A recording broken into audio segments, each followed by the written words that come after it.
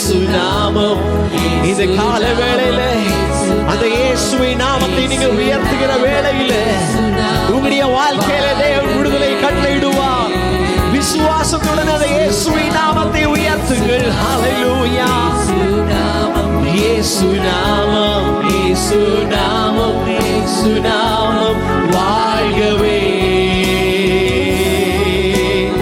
அவர் நாமமே மதுரமரே, அவர் நாமத்தில் சுகமுண்டே, அவர் நாமமே மதுரமரே. தேவனுடைய வசனத்துக்கு கீழ்ப்படுகிறவர்களுக்கு ஆசீர்வாதத்தை கொண்டு வரும். தேவனுடைய வசனத்தை கீழ்ப்படியாதவர்களுக்கு சாபத்தை கொண்டு வரும். தேவனுடைய வசனத்தை கீழ்ப்படுகிறவர்களுக்கு என்னத்தை கொண்டு வரும்? மகிமையை கொண்டு வரும். வசனத்தை கீழ்ப்படியாதவர்கள் மேலே கோபாக்கனையை கொண்டு வரும். ஆயிரம் ஆயிரம் நன்மைகள் அனுதினம் என்னை சூழ்ந்திட, கிருபையும் இரக்கமும் அன்பும் கொண்டிரே. காலை மாலை எல்லா வேளையிலும் என்னை நடத்தும் கரங்கள் நான் கண்டேன்.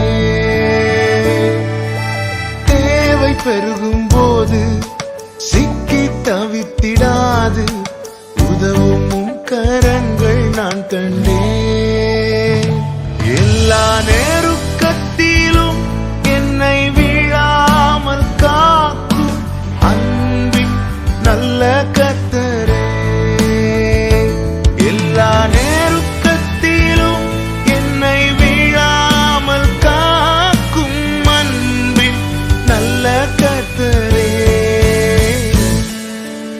ஆயிரம் ஆயிரம் நன்மைகள் அனுதினம் என்னை சூழ்ந்திட, கிருபையும் இரக்கமும் அன்பும் கொண்டீரே. ஆயிரம் ஆயிரம் நன்மைகள் அனுதினம் என்னை சூழ்ந்திட, கிருபையும் இரக்கமும் அன்பும் கொண்டீரே. ஆண்டவருடைய பரிசுத்த நாமம் மகிமைப்படுவதாக. இந்த ஓய்வு நாளின் காலை வேளையிலும் ஆண்டவருடைய சமூகத்திலே ஆண்டவரை ஆராதிக்கும்படியாய் நாம் இருக்கிறோம். அவருடைய சமூகத்தில் வந்தவர்களை தேவன் வெட்கப்படுத்தாத தேவனாக இருக்கிறார். அவர் நம்மை கைவிடாத தேவனாக இருக்கிறார். ஹல்லேலூயா. இந்த நாளில் உங்களுடைய இல்லங்களிலிருந்து நீங்கள் ஆண்டவரை ஆராதிக்கிறதான வேளையில அவர் தம்முடைய மகிமையின் பிரசன்னத்தினால் உங்கள் ஒவ்வொரு நிரப்புவதற்கு அவர் உண்மையுள்ளவராக இருக்கிறார். ஹல்லேலூயா. அந்த தேவனை எல்லாரும் நாம் மகிமைப்படுத்துவோமாக. ஹல்லேலூயா. எல்லாரும் ஆண்டவரை நோக்கி பார்ப்போம். ஹல்லேலூயா. ஸ்தோத்திரிக்கிறோம், ஸ்தோத்திரிக்கிறோம், ஸ்தோத்திரிக்கிறோம் ராஜா. மகிமையானவரே ஸ்தோத்திரிக்கிறோம் அப்பா. மகத்துவமானவரே ஸ்தோத்திரிக்கிறோம் ஆண்டவரே. ஹல்லேலூயா. கேருபீன்கள் சேராபீன்கள்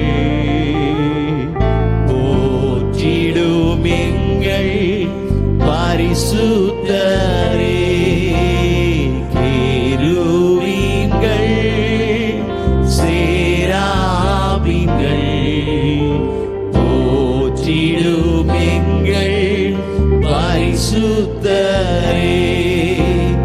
ஆராதனை உமக்கே, ஆராதனை, ஆராதனை உமக்கே, ஆராதனை, ஆராதனை உமக்கே, ஆராதனை, ஆராதனை உமக்கே, ஆராதனை.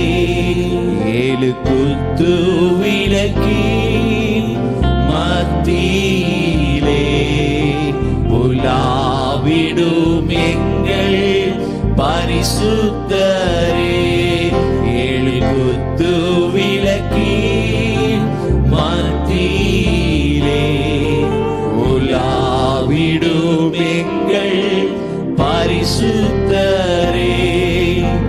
ஆராதனை உமக்கே, ஆராதனை, ஆராதனை உமக்கே, ஆராதனை, ஆராதனை உமக்கே, ஆராதனை, உமக்கே ஆராதனை. ஆதியும் அந்தமும் மானவரே, அல்பா ஒமேகாவும் மானவரே. ஆதியும் அந்தமும் மானவரே, அல்பா ஒமேகாவும் மானவரே. ஆராதனை உமக்கே ஆராதனை, ஆராதனை உமக்கே ஆராதனை, ஆராதனை உமக்கே ஆராதனை, ஆராதனை உமக்கே ஆராதனை. ஹalleluya. இயேசு ராஜாவை நாங்கள் மகிமைப்படுத்துகிறோம் ஆண்டவரே. உம்மை துதிக்கும் போதெல்லாம், மகிமைப்படுத்தும் போதெல்லாம் ஆண்டவரே, உம்முடைய வல்லமையினால் நிரப்புகிற எங்கள் தேவாதி தெய்வமே ஆண்டவரே. கேருபீன்கள் சேராபீன்களால் போற்றப்படுகிற எங்கள் தேவாதி தெய்வமே, இந்த நாளிலும் அப்பா அப்படியே பிள்ளைகளாகி நாங்கள் ஒருமித்து உங்க நாமத்தை மகிமைப்படுத்துகிறோம் ராஜா. உம்மை துதித்து மகிமைப்படுத்துகிற ஒவ்வொரு இல்லங்களையுமே தேவன் நிறைத்தரல வேண்டுமே ஆண்டவரே. ஹalleluya. உம்முடைய மகிமையின் மேகத்தினால் ஆண்டவரே தம்முடைய பிள்ளைகளுடைய இல்லங்களை தேவன் மூடியறல வேண்டுமே ராஜா. இயேசுப்பா நீ நல்லவர் ஐயா, நீ நல்லவர் ஆண்டவரே, நீ வல்லவர் ஐயா. ஹalleluya. மே ஸ்தோத்திரிக்கிறோம் ஆண்டவரே. ஹalleluya.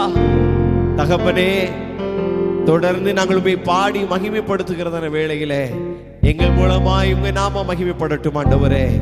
மீதியான நேரம் முழுதும் எங்கள் தேவன் தாமே ஒவ்வொரு காரியங்களையும் பொறுப்படுத்திக் கொள்வீராக. இயேசு கிறிஸ்துவின் கேட்கிறோம் எங்கள் நல்ல பிதாவே. ஆமென், ஆமென்.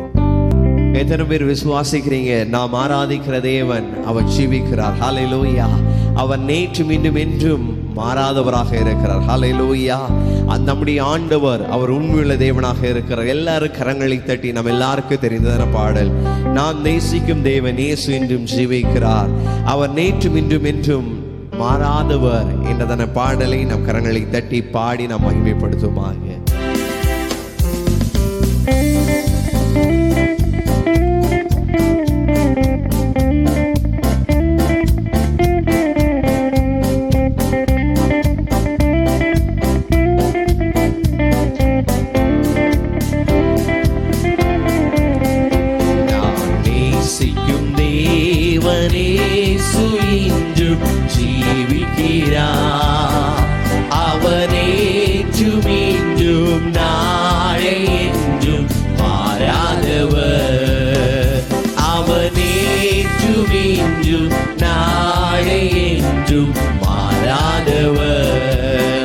நான் பாடி மகிழ்ந்திடுவே, என்னே சுவை துதித்திடுவே.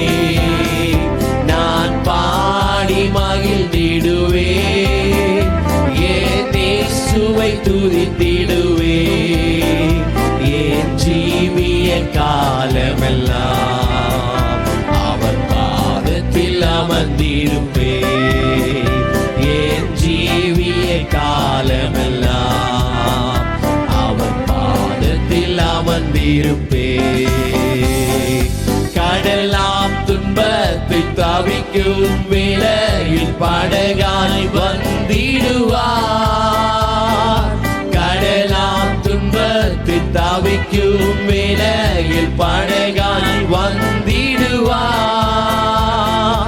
இருள்தனிலே பகலவனாய் இயேசுவே ஒளி தருவார். இருள்தனிலே பகலவனாய் இயேசுவே ஒளி தருவார்.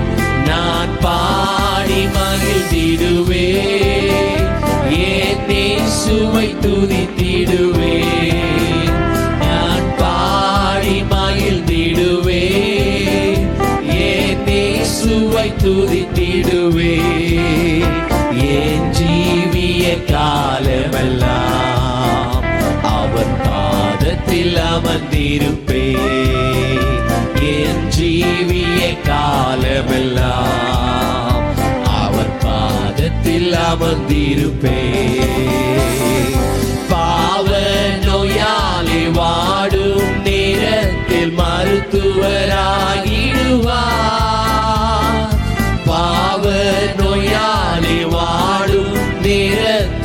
மருத்துவராகிடுவார். மயங்கி விடும் பசிதனிலே மன்னாவை தந்திடுவார். மயங்கி விடும் பசிதனிலே மன்னாவை தந்திடுவார். நான் பாடி மகிழ்ந்திடுவே, என் இயேசுவை துதித்திடுவே. நான் பாடி மகிழ்ந்திடுவே, என் இயேசுவை துதித்திடுவே. என் ஜீவிய காலமெல்லாம் அவர் பாதத்தில் அமர்ந்திருப்பே. என் ஜீவிய காலமெல்லாம் அவர் பாதத்தில் அமர்ந்திருப்பே. நேசர் என்னோடு துணையாய் ஜீவிக்க நான் இனி கலங்கிடனே. நேசர் என்னோடு துணையாய் ஜீவிக்க நான் இனி கலங்கிடனே. எந்தருக்கு காவலவர், நான் உடல் அவர் உயிரே. எந்தருக்கு காவலவர், நான் உடல் அவர் உயிரே. நான் பாடி மகிழ்ந்திடுவே, என் இயேசுவை துதித்திடுவே. நான் பாடி மகிழ்ந்திடுவே, என் இயேசுவை துதித்திடுவே. என் ஜீவிய காலமெல்லாம் அவர் பாதத்தில் அமர்ந்திருப்பே. என் ஜீவிய காலமெல்லாம் அவர் பாதத்தில் அமர்ந்திருப்பே. ஹல்லேலூயா. கடல்களை போல துன்பங்கள் நம்முடைய வாழ்க்கையில வந்ததான வேளையில ஆண்டவர் படகாய் வந்து அவர் நம்மை மீட்டெடுத்திருக்கிறார். ஹல்லேலூயா. எத்தனையோ நெருக்கங்கள், பிரச்சனைகள், வியாதிகள் வந்த போதிலும் கூட ஆண்டவர் நம்மை கைவிடாதபடிக்கு நம்முடைய பலனாக இருந்திருக்கிறார். ஹல்லேலூயா, ஹல்லேலூயா. எத்தனை பேர் இந்த காலையில் சந்தோஷமாக இருக்கிறீங்க? ஹல்லேலூயா. உங்களுடைய வாழ்க்கையில் அதிசயங்களையும் அற்புதங்களையும் எத்தனையோ முறை அவர் நடப்பித்திருக்கிறாரே, அதே ஆண்டவர் இன்றைக்கும் அவர் ஜீவிக்கிற தேவனாக இருக்கிறார். ஹல்லேலூயா. அவர் ஒருவரே அதிசயங்களையும் அற்புதங்களையும் நடப்பிக்கிற நம்முடைய ஆண்டவர். ஒருவராய் பெரிய அதிசயம் செய்பவர், சேரக்கூடாத ஒளியில் இருப்பவர். எனதான பாடலை நாம் பாடி தேவனுடைய நாமத்தை மகிமைப்படுத்துவோமாக.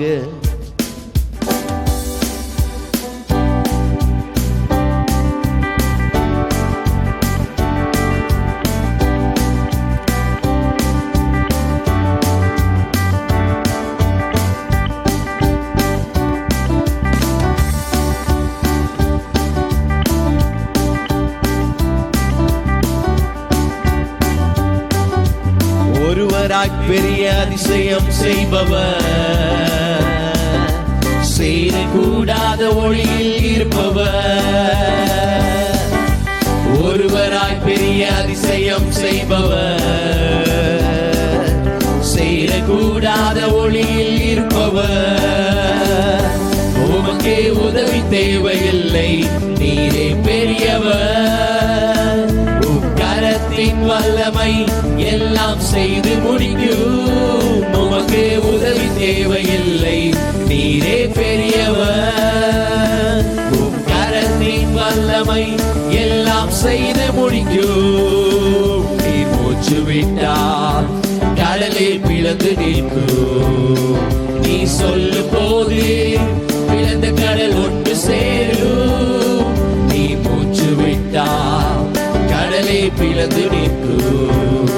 நீ சொல்லும் போது பிளந்த கடல் ஒன்று சேரும். உமக்கே உதவி தேவையில்லை, நீரே பெரியவர். கரத்தின் வல்லமை எல்லாம் செய்து முடிக்கும். உமக்கே உதவி தேவையில்லை, நீரே பெரியவர்.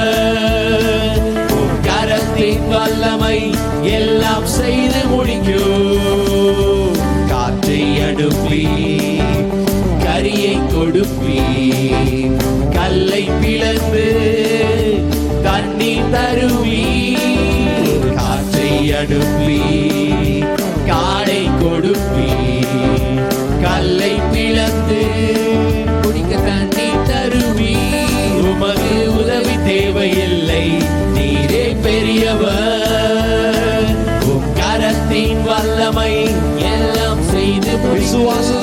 சொல்லுவோம். உமக்கு உதவி தேவையில்லை, நீரே பெரியவர். உம் கரத்தின் வல்லமை எல்லாம் செய்து மறுபடியுமாக. உமக்கு உதவி தேவையில்லை, நீரே பெரியவர். பெரியவரே, கரத்தின் வல்லமை எல்லாம் செய்து நீரே சர்வ வல்லமை உள்ளவர் ராஜா. தேவையில்லை, நீரே பெரியவர். பெரியவரே, கரத்தின் வல்லமை எல்லாம் செய்து முடிக்கும். ஒரு வார்த்தை சொன்னா எல்லாமே மாறி போகும். என் நெருக்கமெல்லாம் தூரம் ஓடி போகும். ஒரு வார்த்தை சொன்னா எல்லாமே மாறி போகும். என் நெருக்கமெல்லாம் தூரம் ஓடி போகும். உமக்கு உதவி தேவையில்லை, நீரே பெரியவர். உம் கரத்தின் வல்லமை எல்லாம் செய்து முடிக்கும். உமக்கு உதவி தேவையில்லை, நீரே பெரியவர். உம் கரத்தின் வல்லமை எல்லாம் செய்து முடிக்கும். உமக்கு உதவி தேவையில்லை, நீரே பெரியவர். உம் கரத்தின் வல்லமை எல்லாம் செய்து முடிக்கும். உமக்கு உதவி தேவையில்லை, நீரே பெரியவர். உம் கரத்தின் வல்லமை எல்லாம் செய்து முடிக்கும். ஹல்லேலூயா, ஹல்லேலூயா. ஆண்டவர் நமக்காக யாவற்றையும் செய்து முடிக்கிறவராய் இருக்கிறபடியினால் நாம் எதை குறித்தும் கலங்க வேண்டிய அவசியம் இல்லை. ஹல்லேலூயா. இந்த கால வேளையிலே நம்முடைய வாழ்க்கையில் நன்மைகளை செய்கிறத அந்த தேவனை நாம் ஆராதிப்போமா? உம்மை ஆராதிப்பேன் என் நாட்கள் முடியும் வரை, என் ஜீவன் பிரியும் வரை, என் சுவாசம் ஒளியும் வரை உம்மையே ஆராதிப்பேன் என்று சொல்லி அந்த ஆண்டவரை ஆராதிப்போமாக.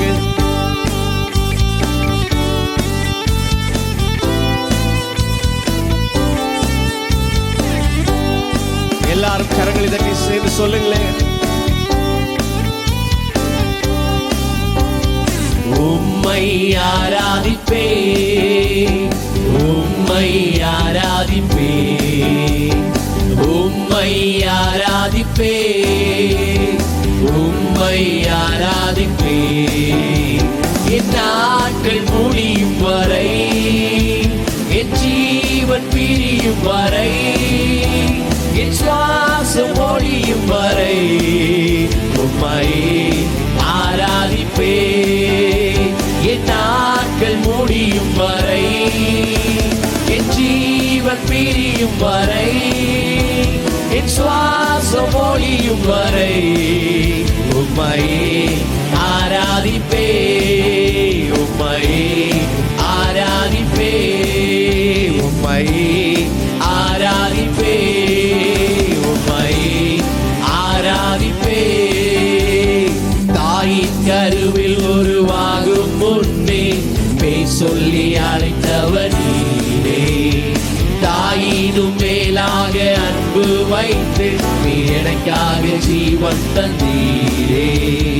தாயின் கருவில் உருவாகும் முன்னே பேய் சொல்லி அழைத்தவர் நீரே. தாயினும் மேலாக அன்பு வைத்து நீ எனக்காக ஜீவன் தந்தீரே. என் நாட்கள் முடியும் வரை, என் ஜீவன் பிரியும் வரை, என் சுவாசம் ஒழியும் வரை உம்மை ஆராதிப்பே. என் நாட்கள் முடியும் வரை, என் ஜீவன் பிரியும் வரை, என் சுவாசம் ஒழியும் வரை உம்மை ஆராதிப்பே. உம்மை ஆராதிப்பே, உம்மை ஆராதிப்பே, உம்மை ஆராதிப்பே. பாவி என்று என்னை தள்ளிடாமல் அன்போடு அணைத்துக் கொண்டீரே. என்னையும் உம்முடன் சேர்த்து கொள்ள நீ எனக்காக மீண்டும் வருவீரே. பாவி என்று என்னை தள்ளிடாமல் அன்போடு அணைத்துக் கொண்டீரே. என்னையும் உம்முடன் சேர்த்து கொள்ள நீ எனக்கு எனக்காக மீண்டும் வருவீரே. என் நாட்கள் முடியும் வரை, என் ஜீவன் பிரியும் வரை, என் சுவாசம் ஒழியும் வரை உம்மையே ஆராதிப்பேன். என் நாட்கள் முடியும் வரை, என் ஜீவன் பிரியும் வரை, என் சுவாசம் ஒழியும் வரை உம்மையே ஆராதிப்பேன். உம்மையே ஆராதிப்பேன். உம்மையே ஆராதிப்பேன். உம்மையே ஆராதிப்பேன். பாவி என்று தள்ளிவிடாமல், பாவி என்று என்னை தள்ளிடாமல் அன்போடு அழைத்துக் கொண்டீரே. என்னையும் உம்மோடன் சேர்ந்து கொள்ள நீ எனக்காக மீண்டும் வருவீரே. பாவி என்று என்னை தள்ளிடாமல் அன்போடு அழைத்துக் கொண்டீரே. என்னையும் உம்மோடன் சேர்ந்து கொள்ள நீ எனக்காக மீண்டும் வருவீரே. என் நாட்கள் முடியும் வரை, என் ஜீவன் பிரியும் வரை, என் சுவாசம் ஒழியும் வரை உம்மையே ஆராதிப்பேன். என் நாட்கள் முடியும் வரை, என் ஜீவன் பிரியும் வரை, என் சுவாசம் ஒழியும் வரை உம்மையே ஆராதிப்பேன். உம்மையே ஆராதிப்பேன். இயேசு என்னும் நாமத்தில், இயேசு என்னும் நாமத்தில் ஜெயம் நமக்கு உண்டு. அல்லேலூயா. இயேசு என்னும் நாமத்தில், இயேசு என்னும் நாமத்தில் பேய்கள் பறந்தோடு. இயேசு நாமத்தில் இருக்கும் போது யார் நமக்கு எதிராய் நிற்பாரோ? இயேசு இயேசு நாமத்தில் ஜெயம் நமக்கு உண்டு. இயேசு என்னும் நாமத்தில், இயேசு என்னும் நாமத்தில் ஜெயம் நமக்கு உண்டு. அல்லேலூயா. இயேசு என்னும் நாமத்தில், இயேசு என்னும் நாமத்தில் பேய்கள் பறந்தோடு. இயேசு நாமத்தில் இருக்கும் போது யார் நமக்கு எதிராய் நிற்பாரோ? இயேசு இயேசு நாமத்தில் ஜெயம் நமக்கு உண்டு. இயேசு நாமத்தில் இருக்கும் போது யார் நமக்கு எதிராய் நிற்பாரோ? இயேசு இயேசு நாமத்தில் ஜெயம் நமக்கு உண்டு. வல்லமை உண்டு, உண்டு, அற்புத வல்லமை இயேசுவே இரத்தத்தால். வல்லமை உண்டு, உண்டு, அற்புத வல்லமை ஆட்டுக்குட்டியின் இரத்தத்தினால். வல்லமை உண்டு, உண்டு. எல்லாரும் அப்படியே கரங்களை தட்டி ஆண்டவருடைய நாமத்தை மகிமைப்படுத்துங்களே. ஹalleluya. வல்லமை உண்டு, உங்க நாமம் மகிமைப்படுத்துகிறோம் ராஜா. உமக்கே மகிமை ஆண்டவரே. ஹalleluya. இயேசுவே நீர் ஒருவரே தெய்வம் ஐயா. நீ ஒருவரே எங்களுக்கு போதுமானவர் ஆண்டவரே. ஹalleluya. ஆண்டவரே தாயை போல தேற்றி, தந்தையை போல எங்களை தூக்கி சுமந்து வழி நடத்தி வருகிற எங்கள் தேவாதி தெய்வமே, உங்க நாமத்தை உயர்த்துகிறோம் ராஜா. உங்க நாமத்தை உயர்த்துகிறோம் ஆண்டவரே. ஹalleluya. உம்மையே ஆராதிக்கிறோம் ஆண்டவரே. பாவி என்று சொல்லி எங்களை தள்ளி விடாதபடிக்கு ஆண்டவரே, உம்முடைய இரத்தத்தினால் எங்களை கழுவி மீட்டெடுத்த எங்கள் தேவாதி தேவனின் நாமத்தை உயர்த்துகிறோம் ராஜா. நீ ஒருவரே பாத்திரர் ஆண்டவரே. நீ ஒருவரே பாத்திரர் ஐயா. ஹalleluya. எங்களை தூக்கி சுமந்தவரே ஆண்டவரே, இம்மட்டும் எங்களை வழிநடத்தின எங்கள் தேவாதி தெய்வமே, நீர் ஒருவரே எங்களுக்கு போதுமானவர் ஐயா. ஹalleluya. எங்கள் தேவனால் முடியாதவைகள் ஒன்றுமில்லை ஆண்டவரே. உங்க நாமத்தினால் எல்லாம் கூடும் ராஜா. நீ விசுவாசித்தால் தேவ மகிமை காண்பா என்று சொல்லி ஆண்டவர் வாக்குரைத்திருக்கிறீங்களே ஆண்டவரே. இந்த கால வேளையில் அப்பாவை ஆராதித்துக் கொண்டிருக்கிற ஒவ்வொருடைய வாழ்க்கையிலும் நீர் போதுமானவராக இருக்கிற ராஜா. துன்பங்கள், நெருக்கங்கள், வியாதிகள், வேதனைகள், தேவைகள் சந்திப்பதற்கு, மாற்றுவதற்கு நீர் போதுமானவராக இருக்கிற ஆண்டவரே. என் தேவனால் கூடாதவைகள் ஒன்றுமில்லை என்பதை நாங்கள் அறிந்திருக்கிறோம் ஆண்டவரே. இந்த கால வேளையில வேதனையோடு கூட யாராவது இருப்பீர்கள் என்று சொன்னால்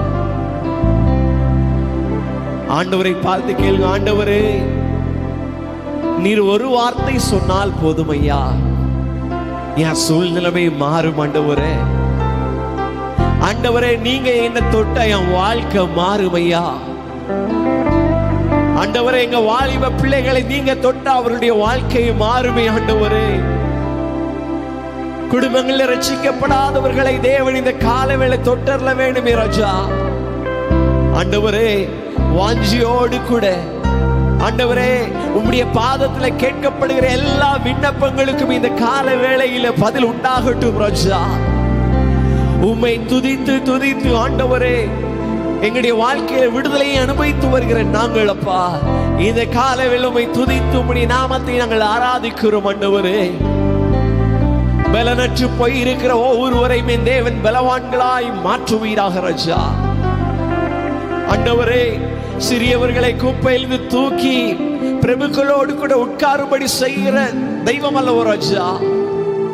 எங்கள் கண்மலையாகிய கர்த்தரே, உங்க நாமத்தை நாங்கள் உயர்த்துகிறோம் ஆண்டவரே. ஹல்லேலூயா, ஆமென் ஆண்டவரே. இயேசுவே, நீ ஒருவரே பாத்திரரையா.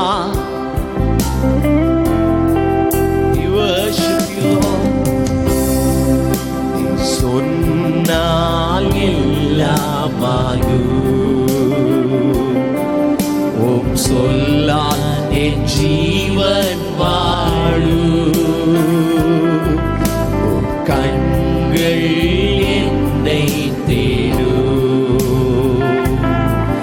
நான் உடைந்தால் உம் உள்ளம் வாழும்.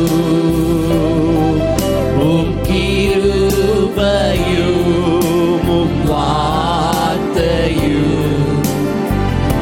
எந்தன் வாழ்வை தாங்கும். உம் கிருபையும் உம் வார்த்தையும் எந்தன் வாழ்வை தாங்கும். கரங்களை உயர்த்தி சொல்லுமா. பலவீனன் என்று சொல்லாமல் பலவான் என்பேனான், சுகவீனன் என்று சொல்லாமல் சுகவான் என்பேன். நம்பிக்கையோடு ஆண்டவருடைய சமூகத்தில் அறிக்கை செய்வோமா. சொல்லாமல் பலவான் என்பேனான், சுகவீனன் என்று சொல்லாமல் சுகவான் என்பேனான். பலவீனன் என்று சொல்லாமல் பலவான் என்பேனான், சுகவீனன் என்று சொல்லாமல் சுகவான் என்பேனான். பலவீனன் என்று சொல்லாமல் பலவான் என்பேனான், சுகவீனன் என்று சொல்லாமல் சுகவான் என்பேனான். பாவி என்றென்னை தள்ளாமல் பாசத்தால் என்னை அணைத்தவரே. பாவி என்றென்னை தள்ளாமல் பாசத்தால் என்னை அணைத்தவரே. பரியாசமோ பகசித்தாகமோ உம்மை விட்டு என்னை பிரிக்காதே. பரியாசமோ பசித்தாகமோ உம்மை விட்டு என்னை பிரிக்காதே. கரங்களை உயர்த்தி சொல்லுமா. பலவீனன் என்று சொல்லாமல் பலவான் என்பேனான், சுகவீனன் என்று சொல்லாமல் சுகவான் என்பேனான். பலவீனன் என்று சொல்லாமல் பலவான் என்பேனான். சுகவீனன் என்று சொல்லாமல் சுகவான் என்பேனான். பலவீனன் என்று சொல்லாமல் பலவான் என்பேனான். சுகவீனன் என்று சொல்லாமல் சுகவான் என்பேனான். பலவீனன் என்று சொல்லாமல் பலவான் என்பேனான்.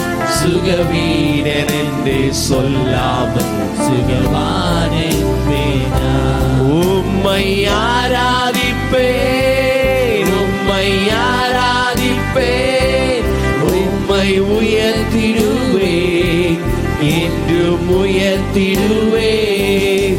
உம்மை ஆராதிப்பேன், உம்மை ஆராதிப்பேன், என்றும் துதித்திடுவேன், உம்மை உயர்த்திடுவேன். உம்மை ஆராதிப்பேன், உம்மை ஆராதிப்பேன், என்றும் துதித்திடுவேன், என்றும் உயர்த்திடுவேன். உம்மை ஆராதிப்பேன், உம்மை ஆராதிப்பேன், என்றும் துதித்திடுவேன், உம்மை உயர்த்திடுவேன். பலவீனன் என்று சொல்லாமல் பலவான் என்பேனான். சுகவீனன் என்று சொல்லாமல் சுகவான் என்பேனான். பலவீனன் என்று சொல்லாமல் பலவான் என்பேனான். சுகவீனன் என்று சொல்லாமல் சுகவான் என்பேனான். பலவீனன் என்று சொல்லாமல் பலவான் என்பேனான். சுகவீனன் என்று சொல்லாமல் சுகவான் என்பேனான்.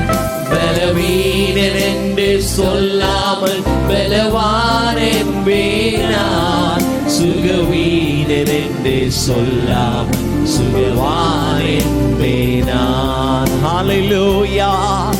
ஆண்டவரே, உங்க சுகமளிக்கிற வல்லமை ஆண்டவர் ஒவ்வொரு இல்லங்களிலும் கிரியை செய்யட்டும் ராஜா. எங்களுடைய தேசத்திலே ஆண்டவர் அப்பா உங்க சுகமளிக்கிற வல்லமை தேவை ஆண்டவரே. ஆண்டவர் எங்களுடைய பட்டணங்களை தேவன் தொட வேணுமே ராஜா.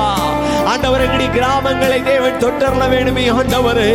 எங்கள் சிறியோர் முதல் பெரியோர் வரையிலுமே தேவன் தொட்டர்ல வேணுமே ராஜா. உங்க விடுதலை உண்டாகட்டும், உங்க சுகம் உண்டாகட்டும், உங்க பலன் உண்டாகட்டும் ஆண்டவரே. ஹல்லேலூயா. தேவனே, இந்த வியாதியின் கூறுகள் ஆண்டவரே எங்களுடைய எல்லைகளிலிருந்து மாற்றப்படட்டும் ராஜா. எங்க தேசத்து எல்லைகளை விட்டு மாற்றப்படட்டும் ஆண்டவரே. எங்க தேசம் முழுவதும் சுகம் உண்டாகட்டும் ராஜா. ஆண்டவரே, எங்க தேசம் முழுவதும் சுகம் உண்டாகட்டும் ஆண்டவரே. ஹல்லேலூயா. ஆண்டவரே, இந்த வியாதியினால் உண்டாகிறதான மரணங்களுக்கு ஆண்டவரே ஒரு முற்றுப்புள்ளியை தேவன் வைப்பீராக ராஜா. இயேசுவே, தேவனே ஸ்தோத்திரிக்கிறோம் ராஜா. ஆண்டவரே, வியாதியோடு கூட கலங்கி கொண்டிருக்கிற ஒவ்வொரு உள்ளங்களையும் தேவன் ஆண்டவரே இந்த கால வேளை தேவன் விடுதலையாக்க வேண்டுமே ராஜா. என் தேவன் அற்புதத்தை செய்தரல வேண்டுமே ஆண்டவரே. ஹல்லேலூயா. இயேசுவின் நாமத்தை உயர்த்துகிற எந்த ஸ்தானத்திலும் விடுதலை உண்டாகும் அல்லவோ ராஜா. எங்கள் தேசம் முழுவதும் ஆண்டவர் அப்பா உங்க விடுதலை அனுபவிக்கும்படி தேவன் கிருபை செய்ய வேண்டுமே ஆண்டவரே.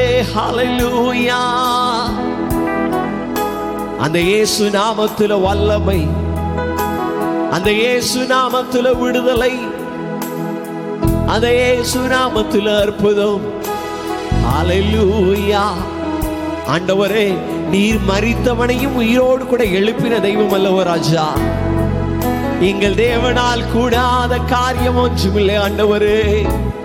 இந்த கால வேளை உம்முடைய நாமத்தை உயர்த்துகிற ஒவ்வொருவருக்கும் விடுதலை உண்டாகட்டும் இயேசுவின் நாமத்தில். ஆமென். அவர் நாமமே மதுரமதே, அவர் நாமத்தில் சுகமுண்டே, அவர் நாமமே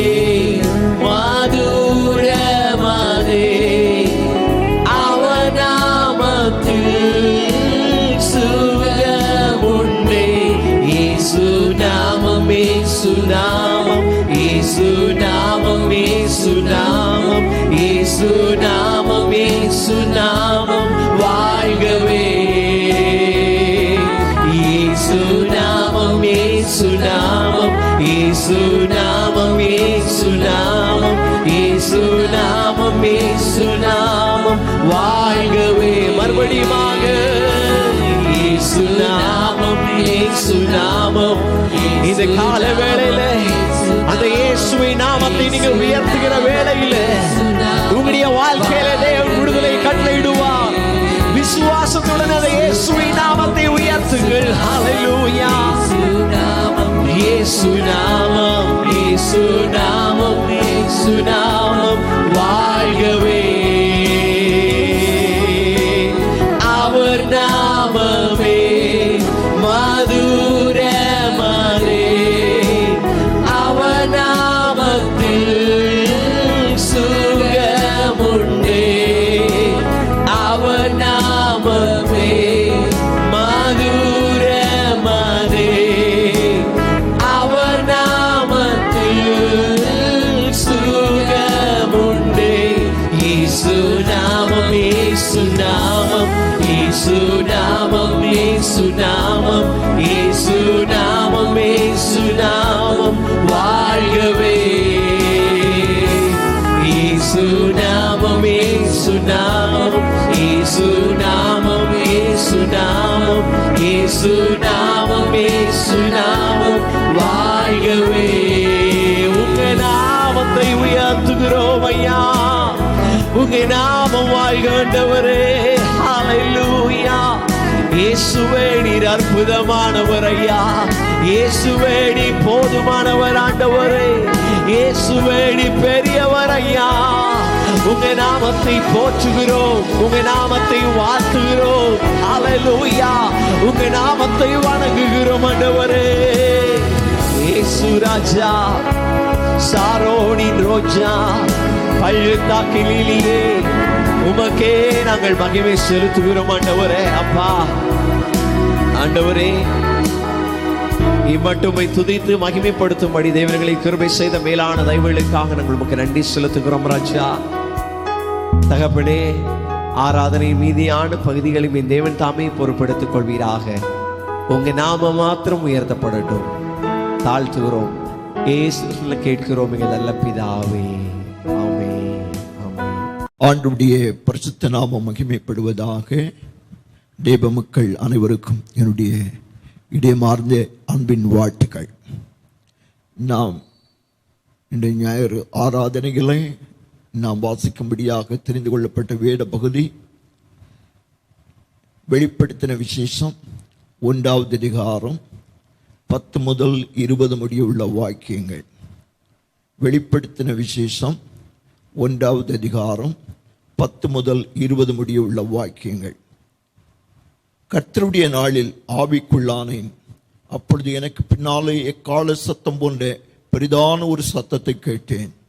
அது, நான் அல்பாவும் ஒமேகாவும், முந்தினவரும் பிந்தினவருமாயிருக்கிறேன். நீ காண்கிறதை ஒரு புஸ்தகத்தில் எழுதி ஆசியாவில் இருக்கிற எபேசு, சிமிர்னா, பெர்கமு, தியத்தீரா, சர்தை, பிலதெல்பியா, லவோதிக்கேயா என்னும் பட்டணங்களில் உள்ள 7 சபைகளுக்கும் அனுப்பு என்று விளம்பினது.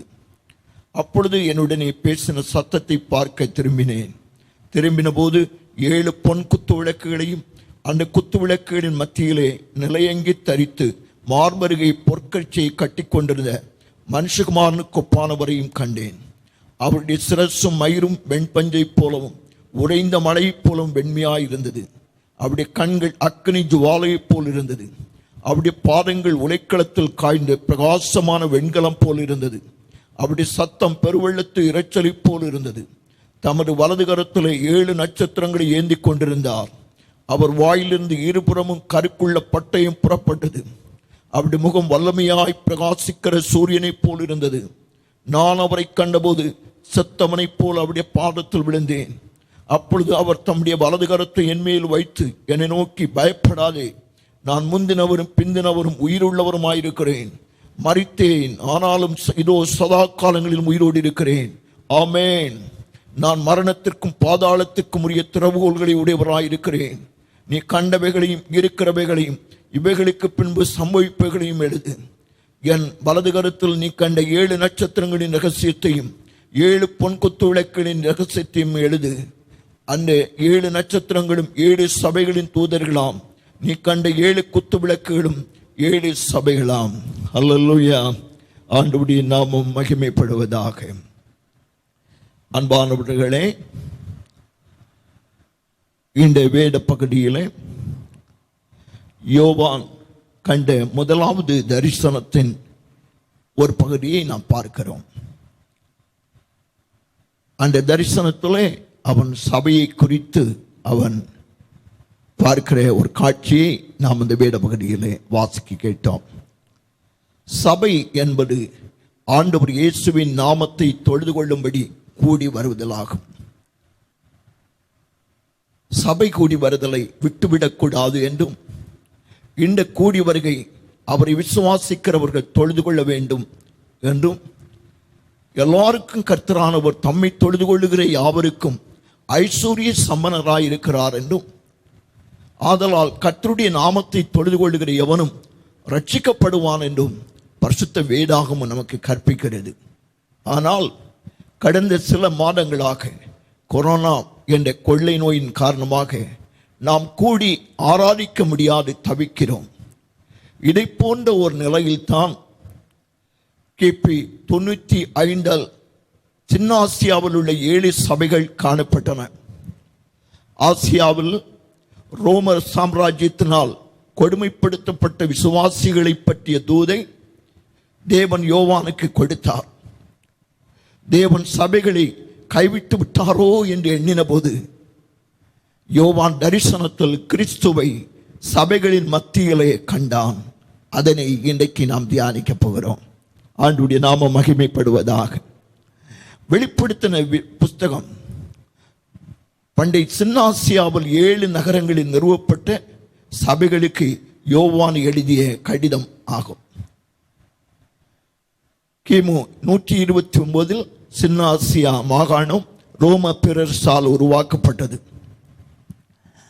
இந்த வெளிப்படுத்தின புத்தகத்தை புரிந்து கொள்வது சற்று கடினமான புத்தகமாகும். 1ஆம் நூற்றாண்டு அரசியல் மற்றும் சமூக வரலாற்று பின்புலமும் பழைய ஏற்பாட்டு அறிவும் இப்புத்தகத்தை தெளிவுடன் கற்றுக்கொள்ள உதவுகிறது. யோவான் இந்த வெளிப்படுத்தின விசேஷம் முழுவதிலும் யோவான் கண்ட 4 தரிசனங்கள் எழுதப்பட்டிருக்கிறது. அதிலே முதலாம் தரிசனத்தை இந்த நாளிலே நாம் தியானிக்க போகிறோம். முதலாம் தரிசனம் 1வது அதிகாரம் 10வது வாக்கியம் முதல் 3வது அதிகாரம் 22 வரையிலும் உள்ள வாக்கியங்களிலே இருக்கிறது. அந்த தரிசனத்திலே யோவான் எதை கண்டான் சொன்னால், சபைகளின் மத்தியிலே கிறிஸ்துவை கண்டான். முதலாம் தரிசனத்திலே யோவான் கூறுவதை கவனியுங்கள். அதனை நாம் தியானிக்கிறதற்கு முன்பாக நாம் யோவானை குறித்தும் அவன் எழுதினான தேவனால் உத்தரவு பெற்றுக்கொண்டு எழுதின அந்த 7 சபைகளை குறித்தும் சில வார்த்தைகளை நான் கூறிக்கொண்டு தேவ வாக்கியத்துக்குள்ளே நான் பிரவேசிக்க நான் வாஞ்சிக்கிறேன். கிபி 70 எருசலேம் ரோமர்களால் அழிக்கப்பட்டது. இயேசு சொன்னார், மத்தேயு 24:2 உரைத்தார், ஒரு தேவப்பரின் சிறப்பு பெற்றிருக்கிறதானது எருசலேம் தேவாலயம் ஒரு கல்லின் மேல் ஒரு கல்லிராதபடிக்கு எல்லாம் இடிக்கப்படும் என்று சொன்னார். அது அவ்விடமாகவே நடந்தது. அந்த சம்பவங்கள் நடக்கிறதற்கு முன்பாக அவரை பின்பற்றுகிறதான தேவனுடைய பிள்ளைகள் எல்லாம் எருசலேமை விட்டு நகரத்தை விட்டு போய்விட வேண்டும் என்று சொல்லி இயேசுநாதர் சொன்னார். அதனை நாம் மத்தேயு 24வது அதிகாரம் 15 முதல் 25 வரையிலும் உள்ள வாக்கியங்களிலே நாம் வாசிக்கிறோம் அல்லவா? ஆண்டவர் சொன்ன எச்சரித்திருந்தபடியே முன்பே வெளியேறியவர்களில் ஒருவர் தான் இந்த யோவான். இவர் கிபி 69 அல்லது 70 அவர் அங்கிருந்து வெளியேறி சின்னாசியாவில் உள்ள எபேசு பட்டணத்தின் அருகாமையிலே கடந்து வந்து ஆண்டவருடைய சுவிசேஷ ஊழியங்களை ஆட்சி செய்து கொண்டிருந்தார். அவர் சுவிசேஷ வேலைகளை செய்து கொண்டிருந்த காரணத்தினாலே டொமிசியன் சக்கரவர்த்தியினாலே அவரை கைதியாக பிடித்து அவரை பத்மு தீவிலே நாடு கடத்தி விட்டான். அவன் பத்மு தீவிலே இருக்கிற இந்த நாட்களிலே தான் ஆண்டவர் யோவானுக்கு இந்த தரிசனத்தை கொடுக்கிறார். ஆண்டவர் அந்த சபைகளின் மத்தியிலே அவர் இருக்கிறதான ஒரு தரிசனம். ஆண்டவர் சபையை கைவிட்டு விட்டாரோ? இந்த நாட்களில் நாம் இயங்குகிறோம் அல்லவா? எவ்வளவு நாட்களாகிவிட்டது, எவ்வளவு காலங்கள் கடந்து போய்விட்டது, இன்னும் ஆலயங்கள் திறக்கப்படவில்லை. நாம் சபையாக கூடி ஆராதிக்க முடியாதபடிக்கு இருக்கிறோமே என்று சொல்லி நாம் தபிக்கிறோமே. இதே போலத்த ஒரு நிலைமை தான் அன்னைக்கு. ஆனால் ஆண்டவர் யோவானுக்கு தரிசனத்திலே காண்பிக்கிறார். என்ன காண்பிக்கிறார் என்று சொன்னால், சபைகளின் மத்தியிலே தேவன் உலாவுகிறார் என்று சொல்லக்கூடிய தரிசனத்தை, அல்லாவிட்டால் சபையின் மத்தியிலே தேவன் இருக்கிறார் என்று சொல்லக்கூடிய தரிசனத்தை அவன் பெற்றதை நாம் 1வது அதிகாரம் 12-13 வாக்கியங்களிலே வாசிக்கிறோம். அப்பொழுது என்னோடே பேசின சத்தத்தை பார்க்க நான் திரும்பினேன். திரும்பின போது 7 பொன் குத்து விளக்குகளையும் அந்த 7 குத்து விளக்குகளின் மத்தியிலே நிலையங்கி தரித்து மார்பருகை பொற்கட்சியை கட்டியிருந்த மனுஷகுமாரனுக்கு ஒப்பானவரையும் கண்டேன்.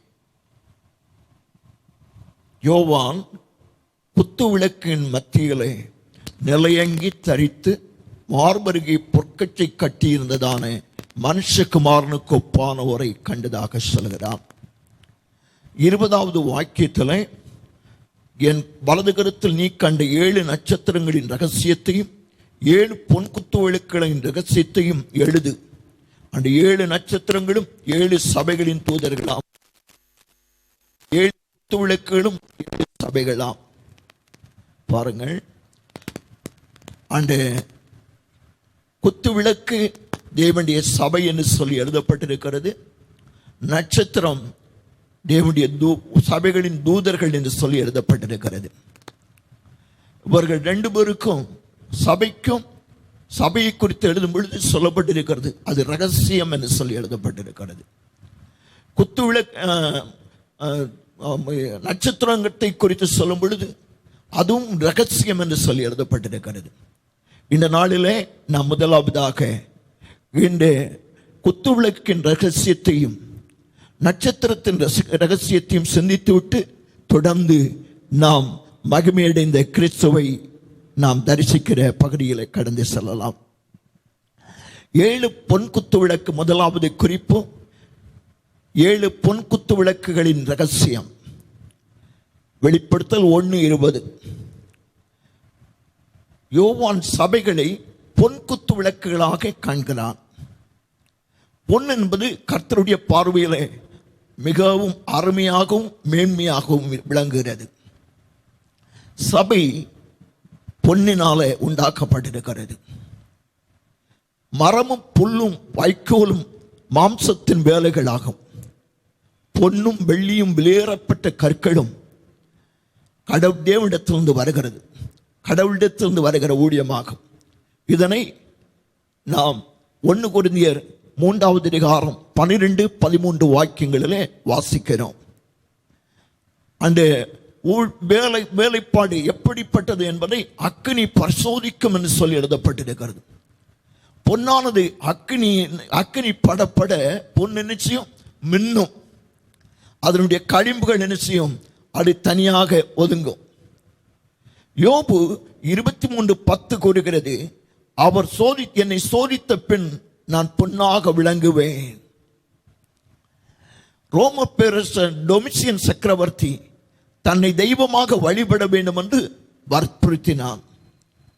இதனை மறுத்தவர்கள் உபத்திரவப்படுத்தப்பட்டார்கள். இருப்பினும் சபைக்குள் சிலர் இணங்கி போகலாம் என்ற கொள்கையை ஆதரித்தார்கள். இதனை நாம் 2வது அதிகாரம் 14, 15, 20 வாக்கியங்களில் நாம் படிக்க முடியும். டொமிசியன் சக்கரவர்த்தி சிதறி கிடக்கிற மாகாணங்களிலே பிரஜைகள் எல்லாம் ஒன்றாக்க ஏகமனதாய் இருக்க வேண்டும் என்று சொல்லி அந்த நோக்கத்துடனே அவன் ஒரே மார்க்கம், அந்த மார்க்கத்தினுடைய கடவுள் சக்கரவர்த்தியே தான். தனது சிலைக்கு யாவரும் தூபம் வர்க்கமிட்டு பூஜை செய்ய வேண்டும் என்று ராஜா கட்டளை பிறப்பித்தான். சின்ன ஆசியா மாகாணத்துக்குட்பட்ட எபேசுவிலே பேரரசர் வெஸ்பேசியன், டைட்டஸ், டொமிசியன் ஆகியோருக்கு ஒரு கோவில் கட்டப்பட்டது. டொமிசியன் ஆட்சி காலத்தில் எபேசு நகரம் பேரரசர் வழிபாட்டின் பாதுகாவலர் என்று சொல்லக்கூடியதான சிறப்பு பேரிலே எபேசு அழைக்கப்பட்டது. பேரரசர் திபேரியஸ் சிமர்னாவை சின்ன ஆசியா மாகாணத்தினுடைய கோவில் காப்பாளர் என்று சொல்லி சிறப்பித்தான்.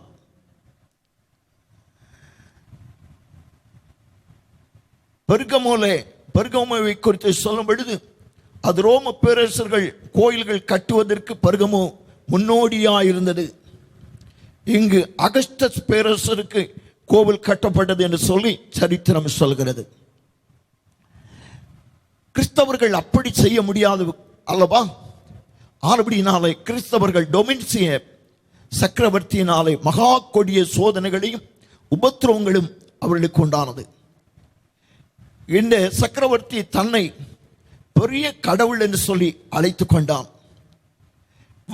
இவனுடைய சிலைகளை வணங்குகிறவர்களின் வலது கையிலாவது நெற்றியிலாவது ஒரு அடையாளம் போடப்பட்டது. அந்த அடையாளத்தை தரித்துக் கொள்ளாதவர்கள் கடை தெருவிலோ சந்தையிலோ ஒன்றும் வாங்கவும் கூடாது, விற்கவும் கூடாது. எனவே கிறிஸ்தவர்கள் அதிகமாய் கஷ்டப்பட்டார்கள்.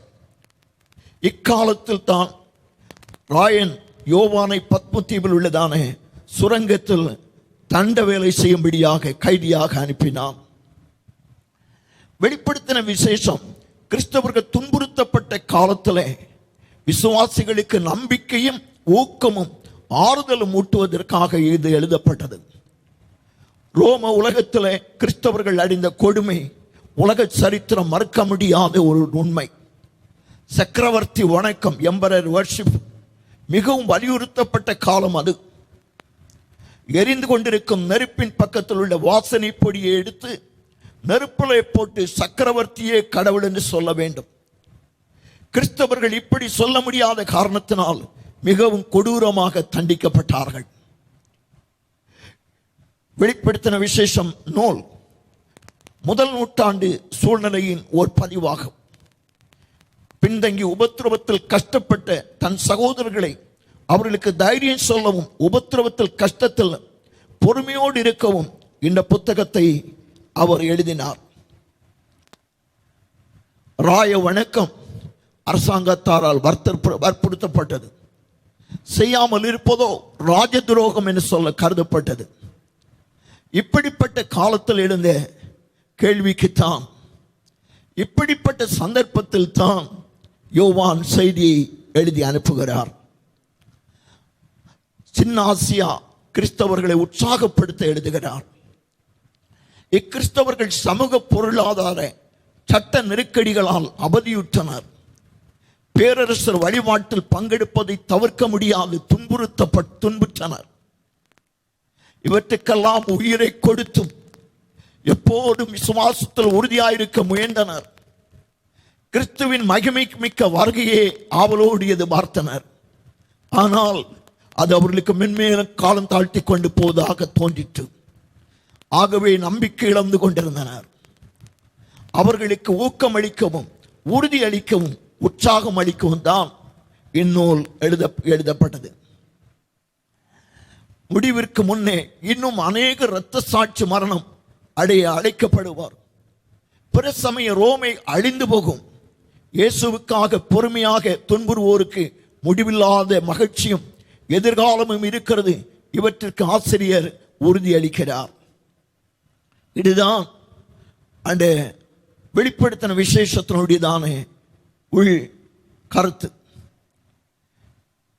7 பொன்குத்து விளக்குகள் உண்டாக்கப்பட்ட வரலாறு யாத்ராகும் புஸ்தகம் 25:31 முதல் சொல்லப்பட்டிருக்கிறது. ஆசரிப்பு கூடாரத்தில் வெளிச்சம் தருவது குத்து விளக்காய் இருக்கிறபடியால் சபை குத்துவிளக்கு என்று அழைக்கப்படுகிறது. சபைக்கு குத்துவிளக்கு அழைக்கப்பட காரணம் அது வெளிச்சம் கொடுக்கிறபடினாலே. குத்துவிளக்கை பாருங்கள், ஆதி நாட்களில் பரிசுத்த ஸ்தலத்துக்கு மட்டுமே வெளிச்சம் கொடுத்தது. ஆனால் இன்றைக்கு சபையாகிய குத்துவிளக்கில் இருந்து வெளிச்சம் சுவிசேஷ வெளிச்சமாக முழு உலகத்திற்கும் பிரகாசத்தை கொண்டு வருகிறதாக இருக்கிறது. சபையிலிருந்து வெளிவருவது சுவிசேஷ வெளிச்சம் மாத்திரமல்ல, தேவனுடைய அன்புமாகும். சபையிலே சகோதர அன்பு அக்கினியை போல பற்றி எரிய வேண்டும். அந்த அன்பு உலகத்துக்கு சுவிசேஷம் வெளிச்சம், அந்த உலகத்திற்கு வெளிச்சமாக அது பிரகாசிக்கும். அந்த காலத்தில் நிறைந்து சரியான பாதை என்னதென்று அறியாமலும், எது சரி எது தவறு என்று பகுத்தறியக்கூடாமலும் இருக்கிற உலகிற்கு சபையானது வெளிச்சம் தர வேண்டும். இருளில் மூழ்கி கொண்டிருக்கும் உலகத்திற்கு சுவிசேஷ வெளிச்சத்தை கொடுப்பதே திருச்சபையின் வேலை. கிறிஸ்துவின் வெளிச்சத்தை சபைகள் பிரதிபலிக்க வேண்டும். அவர் சபையின் நடுவிலே உலாவிக் கொண்டிருக்கிறார். எதற்காக என்று சொன்னால், சபைகள் இவ்விதமாக தங்களுடைய கடமைகளை சரியாய் செய்கிறதா என்பதை கண்காணிக்கும்படியாக சபைகளின் நடுவிலே கிறிஸ்து உலாவிக் கொண்டிருக்கிறார். குத்துவிளக்கு வெளிச்சம் கொடுக்கிறது. அது வெளிச்சம் கொடுப்பதற்காக வைக்கப்பட்டிருக்கிறது. யோவான் 9:5 இயேசு சொல்லும்படி சொல்கிறார், நான் உலகத்தில் இருக்கிறேன், உலகத்துக்கு ஒளியாயிருக்கிறேன் என்றார். மத்தேயு 5:14-16 வாக்கியத்தில், நீங்கள் உலகத்துக்கு வெளிச்சமாயிருக்கிறீர்கள், மனுஷர் உங்கள் நற்கிரியைகளை கண்டு பரலோகத்தில் இருக்கிற உங்கள் பிதாவை மகிமைப்படுத்தும்படி உங்கள் வெளிச்சம் அவர்கள் முன் பிரகாசிக்க கடவது என்று சொல்கிறார். இவ்விடமாய் பிரகாசிக்கிற சபையிலே அவர் உலாவுகிறார். கொடிய உபத்திரவங்கள் மத்தியிலும் துன்மார்க்கமான பொல்லாத உலகத்தின் மத்தியில் சபை பிரகாசிக்கும் ஒளியாயிருக்கிறது. இவ்வளவு உபத்திரவங்கள் காணப்பட்டாலும் சின்ன ஆசியாவில் உள்ள சபைகள் இவ்விடமாய் பிரகாசிக்கிற ஒளியை கொடுத்து கொண்டிருக்கிறது. அவருடைய சபை வழி தப்பினவர்களுக்கு கலங்கரை விளக்காக இருக்கிறது. குத்து விளக்கு பிரகாசத்துடன் எரிய வேண்டுமானால் அது தானாக நிச்சய முடியாது, அவ்வாறு எரிய முடியாது. அதுக்குள்ள ஊற்றப்பட்டிருக்கிற எண்ணெய் தான் அதுக்குள்ள இருந்து எரிகிறது. அதுபோலவே ஒருவன் ஆண்டவருக்காக பிரகாசிப்பதும் கூட பரிசுத்தாவியின் வல்லமையினாலே அன்றி அவனு சொந்த பலத்தினால அல்ல, சொந்த முயற்சியினால் அல்ல. ஆவிக்குரிய 9 வரங்கள் மூலமாக சபை பிரகாசிக்கிறது. வரங்களும் கிரியை செய்து தேவ சபையிலே மத்தியிலே ஆண்டவர் உலாவுகிறது நிமித்தமாகத்தான் சபையிலே நினைச்சுகிறது, வரங்களும் கிரியை செய்கிறது. ஆம் அன்பானவர்களே, நம்மத்திலே ஆண்டவர் உலாவுகிறார். அவர் பரிசுத்தாவியின் வரங்களை நமக்கு அருளுகிற தேவனாக இருக்கிறார். தேவனிடத்தில் இலவசமாக பெற்ற அந்த வரங்களும் ஆசீர்வாதங்களும் தேவனுடைய மகிமைக்காகவே உபயோகிக்கப்படுத்தப்பட வேண்டும். உலாவிக் கொண்டிருக்கிறவர் என்பது அவருடைய சமூகம் சபையிலே இருப்பதை வெளிப்படுத்துகிறது. நாம் சபையாய் கூடி வருகிற வேளைகளில் எல்லாம் ஆண்டவருடைய திரு சமூகம் நம் நடுவில் வெளிப்படுகிறது அல்லவா, அது அவர் உலாவுகிறார் என்பதை வெளிப்படுத்துகிறது. அவர் நடுவிலே உலாவுகிற பிரதான ஆசாரியனாக கிறிஸ்துவை நாம் பார்க்கிறோம். அவர் நிலையங்கி தரித்தவர். ஆசாரியன் பழைய பாட்டிலே நிலையங்கி தரித்தவனாய் அவன் என்ன செய்வான்? அவன் குத்து விளக்கின் மத்தியிலே கடந்து வருவானாம். நம்முடைய ஆண்டவராகிய இயேசு கிறிஸ்து அவர் நிலையங்கி தரித்த பிரதான ஆசாரியனாய் அவர் குத்து விளக்குகளின் மத்தியிலே சபைகளின் நடுவிலே உலாவுகிறார். எதற்காக உலாவுகிறார்? அவர் குத்து விளக்குக்கு எண்ணெய் ஊற்றும்படியாக, விளக்குகளை ஏற்றும்படியாக உலாவுகிற பிரதான ஆசாரியனாக இருக்கிறார்.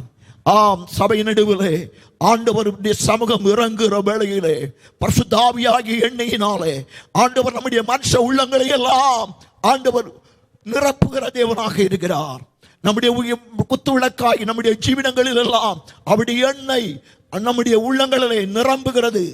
அது மாத்திரமல்ல, நம்முடைய விளக்குகள் ஏற்றப்படுகிறது. அநேக விளக்குகள் அணைந்து போய் இருக்கிறது, அவைகள் ஏற்றப்படுகிறது. அநேக விளக்குகள் மங்கி எறிகிறது, அவைகளுடைய கருந்திரிகள் எல்லாம் அகற்றப்பட்டு அவைகள் தூண்டப்படுகிறது. விடமாகத்தான் சபை நடுவிலே ஆண்டவர் உலாவும் பொழுது நடக்கிற சம்பவங்கள். அவர் அவர் அவை எதை காண்பிக்கிறது? அவர் ஒரு பிரதான ஆசாரியன் என்பதை காண்பிக்கிறது. நீங்கள் 13வது வாக்கியத்திலே படி வாசிக்கிற வேளையிலே அங்கே சொல்லப்பட்டிருக்கிறது, அவர் சபையின் நடுவிலே அவர் குத்துவிளக்குகளின் மத்தியிலே நிலையங்கி தரித்து மார்பருகே பொற்கச்சை கட்டியிருந்த மனுஷகுமாரனுக்கு ஒப்பானவரை கண்டேன் என்று சொல்லி எழுதப்பட்டிருக்கிறது. அவர் குத்து விளக்குகள் மத்தியிலே அவர் இருக்கிறார். Praise the Lord. இன்றைக்கு கிறிஸ்து தமது சபையின் நடுவிலே இருக்கிறார். அவரை மையமாக கொண்டதுதான் அவரது சபைகள். மத்தேயு 18:20 இயேசுநாதர் விதமாக சொன்னார், 2 பேராவது 3 பேராவது என் நாமத்தினால எங்கே கூடி இருக்கிறார்களோ அவர்கள் நடுவிலே நான் இருக்கிறேன் என்று சொன்னார். ஏசாயா 12:6 சீயோனில் வாசமாய் இருக்கிறவர்களே, நீ சத்தமிட்டு கம்பீரி, இஸ்ரவேலின் பரிசுத்தர் உன் நடுவில் பெரியவராக இருக்கிறார். அவர் நம் நடுவிலே கடந்து வரும்பொழுது அவர் பெரியவராக இருக்கிறார். அவர் இஸ்ரவேலின் பரிசுத்தர் என்று சொல்லி நாம் படிக்கிறோம். சபைகள் மத்தியிலே அவைகளை பாதுகாத்து பராமரித்து வழிநடத்தும்படியாக அவர் அசைவாடி கொண்டிருக்கிறார். ஆண்டவர் சபை நடுவில் அசைவாடுகிறது. ஆண்டவர் சபையை பாதுகாக்கும்படியாய், அதனை பராமரிக்கும்படியாய். தேவனுடைய பிள்ளைகளே, இந்த சபையிலே நாம் பங்கெடுத்துக் கொள்ள வேண்டும். அது மாத்திரமல்ல, சபையிலே ஐக்கியம் பட வேண்டும். அதனை நீங்கள் மறந்து விடாதீர்கள். இயேசு சபை நடுவிலே நிற்கிறார். பயமுறுத்தப்பட்டு உபத்திரவங்களை நோக்கி கொண்டிருக்கிற வேளையிலே இந்த பிரசன்னம் நம் மத்தியிலே தங்கி இருக்கிறது என்பதை நினைப்பூட்டுவது அன்றைக்கு சின்ன ஆசியாவில் உள்ள சபைகளுக்கு எவ்வளவு ஆறுதலாக இருந்திருக்கும். ஆம் பிரியமானவர்களே, இந்த நாட்களிலே கொரோனா பாதிப்பினாலே இல்லங்களிலே தவித்துக் கொண்டிருக்கிற உங்கள் மத்தியிலும் கூட ஆண்டுடைய பிரசன்னம், நீங்கள் சரீர பிரகாரமாய் தூரமாய் காணப்பட்டாலும் ஆவியிலே நாம் ஒன்றாய் காணப்படுகிறோம். அல்லேலூயா. இவைகள் நமக்கு ஆண்டுடைய பிரசன்னம், அவர் நம்ம நடுவில் அசைவாடுகிறது, நமக்கு எத்தனை ஆறுதலாக இருக்கிறது. இந்த குத்து விளக்காகிய சபை மனுஷனால் அல்ல, தேவனாலேயே கட்டப்படுகிறது. குத்து விளக்கின் நோக்கம் அலங்கரிக்கப்பட்ட ஒரு கட்டிடம் அல்ல. காரிலுள்ளான இவ்வுலகிலே பாதைக்கு தீபமாகும் ஜீவ வார்த்தையை வெளிப்படுத்தி ஒளிதரும் குத்து விளக்காய் நாம் செயல்பட வேண்டும். அல்லேலூயா. இயேசுவை காண வேண்டும் என்று ஜனங்கள் தேடுவார்கள் என்றால் என்னை என் சபையின் நடுவிலே காண்பார்கள் என்று ஆண்டவர் சொல்லணும். அல்லேலூயா, அல்லேலூயா. அதுதான் ஆண்டவருடைய வாஞ்சை. ஆம், ஒரு ஸ்தலத்தில் கிறிஸ்துவின் சரீரமாக குடிமி இருக்கும் விசுவாசிகளின் நடுவில் ஜனங்கள் இயேசுவை காண வேண்டும். வாக்குவாதமும் சண்டையும் கொஞ்சமும் கூட இல்லாத ஒரு சபை, ஒருவரை ஒருவர் உண்மையாய் நேசிக்கும் சகோதர சகோதரிகள் மூலமாக இயேசு கிறிஸ்து தன்னை வெளிப்படுத்துகிறார். இவ்விடம் ஜனங்கள் வந்து இயேசுவை காணும் ஒரு ஸ்தல சபையில் இருப்போம் என்று சொன்னால் மெய்யாகவே நாம் பாக்கியவான்கள். ஆண்டவருடைய நாமம் மகிமைப்படுவதாக.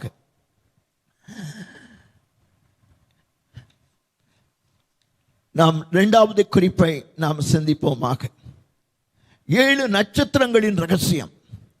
முதலாவதாக நாம் 7 சபைகளுடைய ரகசியத்தை, சபையினுடைய அல்லாவிட்டால் குத்துவிளக்கின் ரகசியத்தை நாம் சிந்தித்தோம். தொடர்ந்து 7 நட்சத்திரங்களுடைய ரகசியத்தை சிந்திப்போமாக. அதனுடைய வாக்கியங்கள் 16-20 வெளிப்படுத்தின விசேஷம் 1வது அதிகாரத்தில்.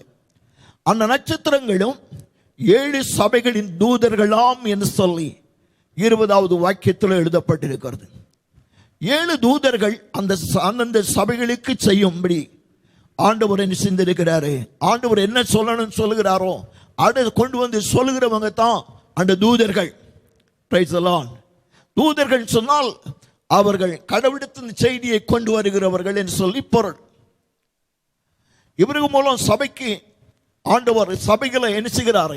அவர் ஆளுகை செய்கிறவராக இருக்கிறார். அவர் தம்முடைய வார்த்தையாருடைய தம்முடைய செய்தியை கொடுத்து சபைகளை ஆண்டவர் செய்துகிறார், ஆண்டு நடத்துகிறவராக இருக்கிறார்.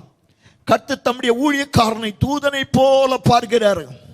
ஒரு ஊழியக்காரன், சபையினுடைய ஊழியக்காரனை எப்படி ஆண்டவர் பார்க்கிறாரு? ஒரு தூதனை போல பார்க்கிறார்.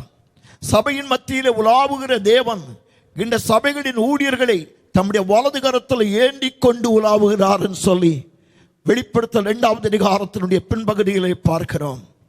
7 நட்சத்திரங்களை தம்முடைய வலது கரத்தில் ஏந்தி கொண்டு 7 பொன் குத்து விளக்குகளின் மத்தியிலே உலாவிக் கொண்டிருக்கிறவர் சொல்கிறதாவது, ஆண்டவர் சபையின் நடுவில் உலாவுகிறார்.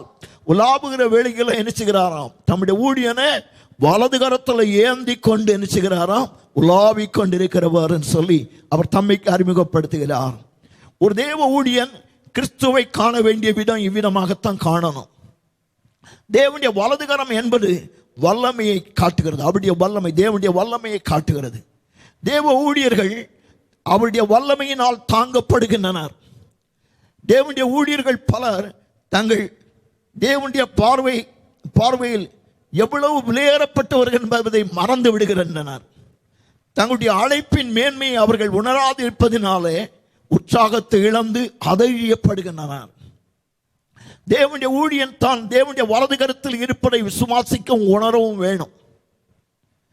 நீ என் ஏசாயாவிலே 43வது அதிகாரம் 4வது வாக்கியம் விதமாக சொல்கிறது, நீ என் பார்வைக்கு அருமையானபடினால் கனம் பெற்றாய், நானும் உன்னை சிநேகித்தேன், ஆதலால் உனக்கு பதிலாக மனுஷர்களையும் உன் ஜீவனுக்கு ஈடாக ஜனங்களையும் கொடுப்பேன் அப்படின்னு சொல்கிறார். கிறிஸ்துவிடமிருந்து அதிகாரத்தையும் பொறுப்பையும் பெற்றுக்கொள்ளும் பணியாட்கள் அவர்கள். அதிகாரமும் பொறுப்பும் யாரிடத்திலிருந்து பெறுகிறோம்? இயேசுவினிடத்திலிருந்து பெற்றுக்கொள்கிறோம். இயேசுவின் கையில் ஏந்தி கொண்டிருக்கும் காட்சி எத்தனை அருமையானது. உபாகமம் 33:3 இவ்விதமாக சொல்லப்பட்டிருக்கிறது, அவருடைய பரிசுத்தவான்கள் எல்லாரும் உம்முடைய கையில் இருக்கிறார்கள், அவர் உம்முடைய பாதத்தில் விழுந்து உம்முடைய வார்த்தைகளினால் போதனை அடைவார்கள் என்று உள்ளது. அப்பணியாட்கள் உண்மையாயிருக்கும்போது யாரும் அவரை பறிக்கவோ தொடவோ முடியாது. ஆண்டவருடைய கரத்தில் ஒரு ஊழியன் இருக்கும் பொழுது அவனை யாரும் தொட முடியாது. ஊழியர்கள் கர்த்தருடைய கரத்தில் இருப்பதால் அவருடைய கரத்திலிருந்து வல்லமையும் அதிகாரத்தையும் அவர்கள் பெற்றுக் கொள்கிறார்கள். அவர் நேரடியாகவே ஆண்டவருக்கு உத்தரவாதிகள், ஆண்டவருடையத்தில் அவர் பொறுப்பாளிகளாக இருக்கிறார்கள். கரத்தில் ஏந்தி இருப்பது என்பது ஊழியர்கள் அவருடைய வல்லமையினால் தாங்கப்படுகிறார் என்பது பொருள். 1ஆம் நூற்றாண்டில் பலவிதமான இன்னல்களையும் உபத்திரவங்களையும் ஊழியக்காரர்கள் சந்திக்க வேண்டியதாக இருந்தது. இந்த காட்சி அவர்களுக்கு தைரியத்தையும் உற்சாகத்தையும் தந்தது. ஆமென். அவர்கள் அதைரியத்தோடு இருக்கிற வேளைகளை ஆண்டவர் ஊழியர்களை தம்முடைய வலது கரத்தில் ஏந்தி இருக்கிறார் சொல்லக்கூடிய காட்சி அவர்களுக்கு தைரியத்தை கொடுத்தது, உற்சாகத்தை தந்தது. விளக்கின் ஒளி நட்சத்திரத்தை விட தாழ்வானது. அணைந்து போகாத நட்சத்திர ஒளியை ஆண்டவர் தெரிந்து கொண்டு அதுவே தூதுவர் என்று கூறியுள்ளார். செய்தியை எடுத்து சொல்கிறவர்கள் நட்சத்திரங்கள். அவர்கள் சபைக்கு இயேசுவின் வரமாக கொடுக்கப்பட்டிருக்கிறார்கள். அவர்கள் சபைக்கு அவர் வசனங்களால் ஊழியம் செய்யும், தம் ஜனங்களை மேய்க்கவும் அவர்களை வழி நடத்தவும் விரும்புகிறார். இருளிலும் பிரகாசிக்கும் நட்சத்திரங்களைப் போல சபைகள் உலக இருளிலே மங்கி விடாதபடிக்கு ஊழியர்கள் ஒளி கொடுக்க வேண்டும். நட்சத்திரங்கள் வானமண்டலங்களுக்கு ஒளியை தருவது போல ஊழியர்கள் பூமிக்கு ஒளியை தருகிறார்கள் என்று சொல்லி தானியேல் 12:3 சொல்கிறது. கர்த்தர் தம்முடைய ஊழியக்காரர்களை ஏன் நட்சத்திரங்களுக்கு ஒப்பாக்கினார்? நட்சத்திரங்களுக்கு ஒரு வேலை உண்டு. சூரியன் மறுபடியும் உதிக்கும் அளவும் உலகத்துக்கு நட்சத்திரங்கள் என்ன செய்ய வேண்டும்? ஒளியை கொடுக்கணும். இதுதான் அதனுடைய வேலை. நம்முடைய சூரியனாகிய நிதி சூரியனாகிய ஆண்டவராகிய இயேசு கிறிஸ்து இந்த உலகிலே வெளிப்படுகிறது வரையிலும் என்ன செய்ய வேண்டும்? வெளிச்சம் கொடுக்க வேண்டும். தன் வார்த்தையை கொண்டு வரும் தூதர்களை ஆண்டவர் நினைச்சுகிறாரு, தாங்குகிறார். தூதரை ஏந்தி கொண்டிருக்கிறார். ஏன்னு சொன்னா சாத்தானுடைய கண்ணு முழுதும் எங்க தான் இருக்கிறது சொன்னால் அந்த தூதனுக்கு மேல தான் இருக்கிறது. காரணம், அவன் ஆண்டவருடைய செய்தியை கொண்டு வருகிறான் அல்லவா. ஆனபடினால் சாத்தான் அங்கத்தான் குறி வச்சிருக்கிறான். ஆனபடினால் தான் சொல்கிறது, சபையின் ஊழியருக்காக விசுவாசிகள் ஊக்கமாக ஜெபிக்க வேண்டும் என்று சொல்கிறது. தேவ பிள்ளைகளே, சாத்தான் குறி வைத்திருக்கிறான். ஆனால் சபையின் தூதர்கள் யாருடைய கரத்தில் இருக்கிறாங்க? ஆண்டவருடைய கரத்தில் இருக்கிறாங்க. ஆண்டவருடைய கரத்தில் இருக்கிறபடினால சாத்தான் எவ்வளவு குதிச்சாலும் அவளை தொடவே முடியாது. ஹல்லேலூயா. ஆண்டவருடைய நாமம் மகிமைப்படுவதாக. மூன்றாவது குறிப்பை நான் உங்களுக்கு சொல்ல விரும்புகிறேன், வாஞ்சிக்கிறேன். கிறிஸ்துவனுடைய மகிமை பிரதாபம். 1வது அதிகாரம் 13 முதல் 16 முடிய உள்ள வாக்கியங்களிலே அவைகள் சொல்லப்பட்டிருக்கிறது. அவற்றிலே சில அடையாளங்கள் மூலமாக அங்கே யோவான் அவற்றை வெளிப்படுத்துகிறான். நாம் அவற்றை குறித்து கொஞ்சம் ஆழ்ந்து சிந்திப்போமாக. இந்த அடையாளங்கள் அர்த்தமுள்ள அடையாளங்கள். முதலாவதாக நீங்க 1:13 வாசிக்கிற வேளையிலே பிரதான ஆசாரியராகிய ஆண்டவராகிய இயேசுவை குறித்து சொல்கிறான். அவர் நிலையங்கி தரித்தவர். நிலையங்கி தரித்தவர் சொன்னால் அதனுடைய பொருள் அவர் ஆசாரியன் சொல்லி பொருள். இரண்டாவதாக மார்பருகே பொற்கச்சையை கட்டியிருந்தார் என்று சொல்லி படிக்கிறோம். மார்பருகே பொற்கச்சை கட்டியிருப்பது அவர் நீதிபதி, நியாயாதிபதி என்றும் அவர் ராஜா என்று சொல்லி காண்பிக்கிறது. நம்முடைய ஆண்டவர் இயேசுவை நீதிபதியாக, ராஜாவாக அங்கே சித்தரித்து காண்பிக்கப்பட்டிருக்கிறது. அந்த 13வது வாக்கியத்திலே மனுஷகுமாரனுக்கு ஒப்பானவரையும் கண்டேன் சொல்லி எழுதப்பட்டிருக்கிறது. மனுஷன் பாவத்தில் விழுந்த பொழுது அவர் மனுஷனை மீட்பதற்காக மனுக்கோலம் கொண்டார், மனுஷ சாயலானார் என்று சொல்லி பிலிப்பியர் 2:7 வாசிக்கிறோம் அல்லவா. அவர் தமது பரலோக மேன்மையெல்லாம் துறந்து மனுஷகுமாரன் ஆனார். வெளிப்படுத்தின விசேஷத்தில் மனுஷகுமாரனுக்கு ஒப்பானவராயிருந்த அவரை தேவ சாயலோடு நாம் மீண்டும் காண்கிறோம். 14வது வாக்கியத்தில் அவருடைய சிரசும் மயிரும் வெண்பஞ்சை போலவும் உறைந்த மலையை போலவும் வெண்மையாக இருந்தது என்று சொல்லி படிக்கிறோம். அப்படி சொன்னால் அந்த அவர் அந்த வெண்பஞ்சை போல இருக்கிறதான அந்த நரமுடியை பார்க்கும் பொழுது என்ன தெரிகிறது என்று சொன்னால் நீண்ட ஆயுசு உள்ளவர், இவர் நீண்ட வயசு அப்படின்னு சொல்லி பொருள். நம்முடைய ஆண்டவர் எப்படிப்பட்டவர்? நித்தியமாக நீண்ட ஆயுசுள்ளவராக அவர் காணப்படுகிறார். அது மாத்திரமல்ல, அந்த நரைமுடி எதை காண்பிக்கிறது சொன்னால் ஞானம் உள்ளவர் என்று சொல்லி ஞானத்தை குறிக்கிறது. Price the Lord. வயோதிபருக்கு ஞானம் இருக்கும் என்று சொல்லி நீதிமொழிகளில் வாசிக்கிறோமே. ஆம், அவர் ஞானம் உள்ளவர் சொல்லி படிக்கிற நரைமுடி நீண்ட ஆயுசையும் ஞானத்தையும் குறைக்கும். 5வதாக கண்கள் அக்கினி ஜுவாலையை போல் இருந்தது என்று சொல்லி படிக்கிறோம். கண் எப்படிப்பட்டதா இருக்கிறது? அக்கினி ஜுவாலையை போல் இருந்தது. எபிரேயர் 4வது அதிகாரம் 13வது வாக்கியத்தில் படிக்கிற வேளையில் நம்முடைய ஆண்டவருடைய பார்வையை குறித்து அழகாக சொல்லப்பட்டிருக்கிறது. எபிரேயர் 4:13 அதனை வாசிக்கிறேன்.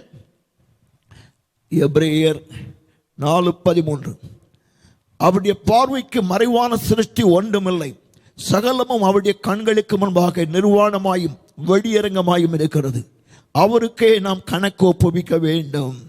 பாருங்க, அவருடைய கண்ணுக்கு மரபா ஒண்ணுமே இல்லை. அதுதான் அக்கினி ஜுவாலை. ரொம்ப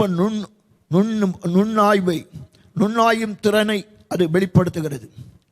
நாம் எல்லா மாய்மாலங்களையும் ஊடுருவி பார்ப்பவர். நாம் ஊழியரானாலும் சரி, விசுவாசிகளானாலும் சரி, நாம் நடிக்கிற அந்த மாய்மாலங்கள் எல்லாவற்றையும் அவர் செய்கிறவர். ஊடுருவி பார்க்கிற கண் அக்கினி போன்ற கண், அக்கினி ஜுவாலை போன்ற கண். அவர் எல்லாவற்றையும் அறிகிறவர். அவருடைய கண்கள் அக்கினிமயமானவைகள், அவருக்கு மறைவா ஒண்ணுமே இல்லை. 6வதாக அவருடைய பாதங்கள் 1:15 அவருடைய பாதங்கள் உலைக்களத்தில் காய்ந்த பிரகாசமான வெண்கலம் போன்ற வெண்கல பாதங்கள் என்று சொல்லி நாம் படிக்கிறோம். அவருடைய பாதங்கள் எப்படிப்பட்டதா இருக்கிறது? வெண்கல பாதம். அதுக்கு நிறத்தை பாருங்க. வெண்கலத்துக்கு நிறம் எப்படி இருக்கும்? சிவப்பும் மஞ்சளும் கலந்து இருக்கும். ஆனா உலக்களத்தில் போட்டா அது மகா பயங்கரமான பிரகாசத்துடன் என்ன செஞ்சு கொண்டிருக்கும்? முன்னிக் கொண்டிருக்கும். இந்த பாதம் சாத்தானையும் அந்தி கிறிஸ்துவையும் காலால் நசுக்கப்பட்ட பாதம். எவ்வளவு வல்லமை உள்ளது! இது தேவனுடைய நியாய தீர்ப்பை, அந்த பாடம் எதை குறிப்பிடுகிறது? நியாய தீர்ப்பை குறிப்பிடுகிறது. அவர் பாதங்களில் வல்லமையும் பராக்கிரமும் உள்ளவராக காட்டப்படுகிறது. கல்வாரிக்கு செல்ல ஒரு வழியிலே கடந்து போன அந்த பாடம் தான் இப்பொழுது எப்படி காணப்படுகிறது? கல்வாரி சிலுவைக்கு கடந்து போன அந்த பாடம், விரித்த அந்த பாடம் இப்பொழுது எப்படி காணப்படுகிறது? வெண்கலமாக பிரகாசிக்கிறது. பாதங்கள் வெண்கல பாதங்கள் அக்கிரமத்தையும் பிசாசையும் பாவத்தையும் நசுக்கக்கூடிய சத்துவத்தையும் உறுதியையும் காட்டுகிறது. ஆண்டவர் அவருடைய பாடம் வெண்கல பாடம் என்று சொல்லி எழுதப்பட்டிருக்கிறது. நீங்கள் அதை 15வது வாக்கியத்தில் அவருடைய சத்தம் பெருவெள்ளத்து இறைச்சலை போல இருந்தது என்று சொல்லி எழுதப்பட்டிருக்கிறது. இனிய இசையுடனே தோன்றுகிறதான தண்ணீர், அது நீரோட தண்ணீர், அது பெருவெள்ளம் இறைச்சலாக அது மாறி நீர்வீழ்ச்சியாக விழுகிற காட்சியை ஒன்று கற்பனை செய்து பாருங்க. அடவிடம் பயங்கரமாக ஒரு நீதிபதியினுடைய நியாயாசனத்துக்கு முன்பாக, அவனுடைய தீர்ப்புக்கு முன்பாக ஒரு குற்றவாளிக்கு ஏற்படுகிற பயம் பயங்கரமாக இருக்கும். நாம் இயேசுநாதர் சொன்னாரே, நீங்கள் என்னை விட்டு என்ன செய்யுங்க, நான் அகண்டு போங்க, நான் உங்களை ஒரு காலம் அறியேன், அக்கிரம செய்காரனே என்னை விட்டு அகண்டு போங்கள் என்று சொன்னாரே. இன்னும் என் சபிக்கப்பட்டவர்களே, பிசாசுக்காகவும் அவன் தூதருக்காகவும் ஆயத்தம் பண்ணப்பட்டிருக்கிற நித்திய அக்கினிக்கு போங்கள் என்று சொன்னாரே. இப்படிப்பட்ட வார்த்தையை அந்த கடைசி நாளிலே ஒரு மனுஷன் கேட்கும் பொழுது, நீங்களும் நானும் கேட்டா எப்படி இருக்கும்? நமக்கு நம்ம நெஞ்சில் இடி விழுந்தது போல இருக்கும். அப்படித்தானே? பயங்கரமான அது பெருவெள்ள இறைச்சல் போல அநேகர் எழும்பி சொல்கிறார்கள், இவருக்கு நான் எவ்வளவோ ஆண்டவரை பற்றி சொன்னேன், ஆனா இவர் என்ன நிச்சயப்படவில்லை, ரட்சிக்கப்படவில்லை. இவருக்கு ஆண்டவருடைய கருவ அற்புதங்களை செய்தார் ஆண்டவர், ஆனா இன்னும் ரட்சிக்கப்படவில்லை அப்படின்னு சொல்லி அநேகர் குற்றச்சாட்டுவார்களாம். வேத புத்தகத்தில் அவ்விடமாக இயேசுநாதர் சொல்லி இருக்கிறார். மத்தேயு சுவிசேஷம் 12வது அதிகாரம் 41 படிக்கும் பொழுதும், நினிவே பட்டணத்தார் யோனாவுடைய பிரசங்கத்தை கேட்டு மனம் திரும்பினார்கள். அவர்கள் நினிவேயிலும் பெரியவர் இங்கே வந்திருக்கிறார், நீங்க மனம் திரும்பாமற் போனால் நினிவே பட்டணத்தார் உங்களுக்கு விரோதமாக என்ன செய்வார்கள்? சாட்சி சொல்வார்கள் என்று சொல்லி சொன்னார். இன்னும் லூக்கா 10:13-14 படிக்கும் பொழுதும், குராசின் பட்டணமே என்று சொல்லி உனக்கு ஐயோ என்று சொல்லி ஆண்டவரை எச்சரித்தார். ஆம் தேவனுடைய பிள்ளைகளே, நம்முடைய வாழ்விலே ஆண்டவர் நமக்கு கொடுக்கிற தருணங்கள், நமக்கு கொடுக்கிற ஒவ்வொரு வாய்ப்புகளும் அவைகள் நமக்கு விரோதமாக குற்றம் சொல்லும். அந்த நாளை எண்ணி பாருங்கள், அது ஒரு பெரிய இரைச்சலாக இருக்கும். ஹல்லேலூயா! பெருவெள்ள இரைச்சல் போல, பெருவெள்ள இரைச்சல் போல. 16வது வாக்கியத்தில் வாசிக்கிற வேளையிலே, அவர் வாயிலிருந்து இருபுறமும் கருக்குள்ள பட்டயம் புறப்பட்டது. அவர் நீதிபதி அல்லவா? என்னுடைய ஆண்டவர் இயேசு அவர் ராஜாவல்லவா? மார்பருகே பொற்கச்சை கட்டினவர் அல்லவா? பாருங்கள் 16வது வாக்கியத்தை, அங்கே சொல்லப்பட்டு அவர் வாயிலிருந்து இருபுறமும் கருக்குள்ள பட்டயம் புறப்பட்டது. நீங்கள் எபிரேயர் நிருபம் 4வது அதிகாரம் 12வது வாக்கியத்தில், தேவனுடைய வார்த்தையானது ஜீவனும் வல்லமை உள்ளதாயும் இருபுறமும் கருக்குள்ள எந்த பட்டயத்திலும் கருக்கானதாயும் ஆத்மாவையும் ஆவியையும் கணுக்களையும் ஊனை பிடிக்கத்தக்கதாக உருவ குத்துகிறதாயும் இருக்கிறது, குத்துகிறதாயும் இருதயத்தின் நினைவுகளையும் யோசனைகளையும் வகையறுக்கிறதாயும் இருக்கிறது என்று சொல்லி எழுதப்பட்டிருக்கிறது. Praise the Lord. ஹல்லேலூயா. அப்போ அவருடைய வசனம் எப்படிப்பட்டதாக இருக்கிறது? மனம் திரும்பாதவனை நியாயம் தீர்க்கிறதானது கருவி. விசுவாசிக்கிறவர்களுக்கு என்ன செய்கிறது? நித்திய ஜீவனை கொண்டு வருகிறது. தேவனுடைய வசனத்துக்கு கீழ்ப்படுகிறவர்களுக்கு ஆசீர்வாதத்தை கொண்டு வரும். தேவனுடைய வசனத்தை கீழ்ப்படியாதவர்களுக்கு சாபத்தை கொண்டு வரும். தேவனுடைய வசனத்தை கீழ்ப்படுகிறவர்களுக்கு என்னத்தை கொண்டு வரும்? மகிமையை கொண்டு வரும். வசனத்தை கீழ்ப்படியாதவர்கள் மேலே கோபாக்கனையை கொண்டு வரும். அவருடைய கையில் இருப்புகிற பட்டயம் என்ன சொல்லுகிறது? அவர் நியாயாதிபதி. அவருடைய வாயிலிருந்து புறப்படுகிற பட்டயம் நியாயாதிபதி என்று சொல்லி சொல்கிறது. தேவ பிள்ளைகளே, ஏசாயா தீர்க்கதரிசன புத்தகம் 11:4 படிக்கிறோம், அவர் தமது வாயின் சுவாசத்தினால் துன்மார்க்கரை சங்கரிப்பார் என்று சொல்லி எழுதப்பட்டிருக்கிறது. அந்த பட்டயம் என்ன செய்கிறது? துன்மார்க்கரை சங்கரிக்கிற பட்டயம். அவர் வாயின் சுவாசத்தால் துன்மார்க்கரை சங்கரிப்பார் என்று சொல்லி எழுதப்பட்டிருக்கிறது. தேவனுடைய பிள்ளைகளே, இந்த பட்டயத்தை பாருங்க, ஆச்சரியமாக இருக்குது. பட்டயம் பொதுவாக யுத்த வீரனுடைய கையில் இருக்கும், இல்லாவிட்டால் நினைச்சு அவனுடைய உரையில இருக்கும். யுத்தத்தின் வேளையில் அவன் நினைச்சுவான், பட்டயத்தை உருவி அவன் கரத்தில் எடுத்து யுத்தம் பண்ணுவான். ஆனால் இங்கே ஆண்டுடைய பட்டயம் எங்கே இருக்கிறது? அவருடைய வாயில இருக்கிறது. யோவான் சுவிசேஷம் 12:48 சொல்கிறது. என்ன சொல்லப்பட்டிருக்கிறதுன்னு சொன்னால், என்னை தள்ளி என் வார்த்தைகளை ஏற்றுக்கொள்ளாதவனை நியாயம் தீர்க்கிறது ஒன்றிருக்கிறது. நான் சொன்ன வசனமே அவனை கடைசி நாளில் நியாயம் தீர்க்கும். தேவ பிள்ளைகளே, கர்த்தருடைய வார்த்தை உங்களை மீட்டுக் கொள்கிறதாக இருக்கிறதா அல்லது ஆக்கணைக்குட்படுத்துகிறதாக இருக்கிறதா? கர்த்தருடைய வார்த்தையை நேசிப்பீர்கள் என்று சொன்னால் அது உங்களுடைய ஆசீர்வாதத்தின் பாதையிலே அருமையாய் நடத்தும். கர்த்தருடைய வாயிலிருந்து புறப்படுகிற வார்த்தைகள் பட்டயமாய் வெளிவருகிறபடினாலே மனுஷ தத்துவ ஞானங்கள் ஒன்று தேவனுடைய வார்த்தைக்கு முன்பாக எதிர்த்து நிற்க முடியாது. பொய்யும் புரட்டும் கட்டுக்கதைகளும் புராணங்களும் அதை எதிர்த்து நிற்க முடியாது.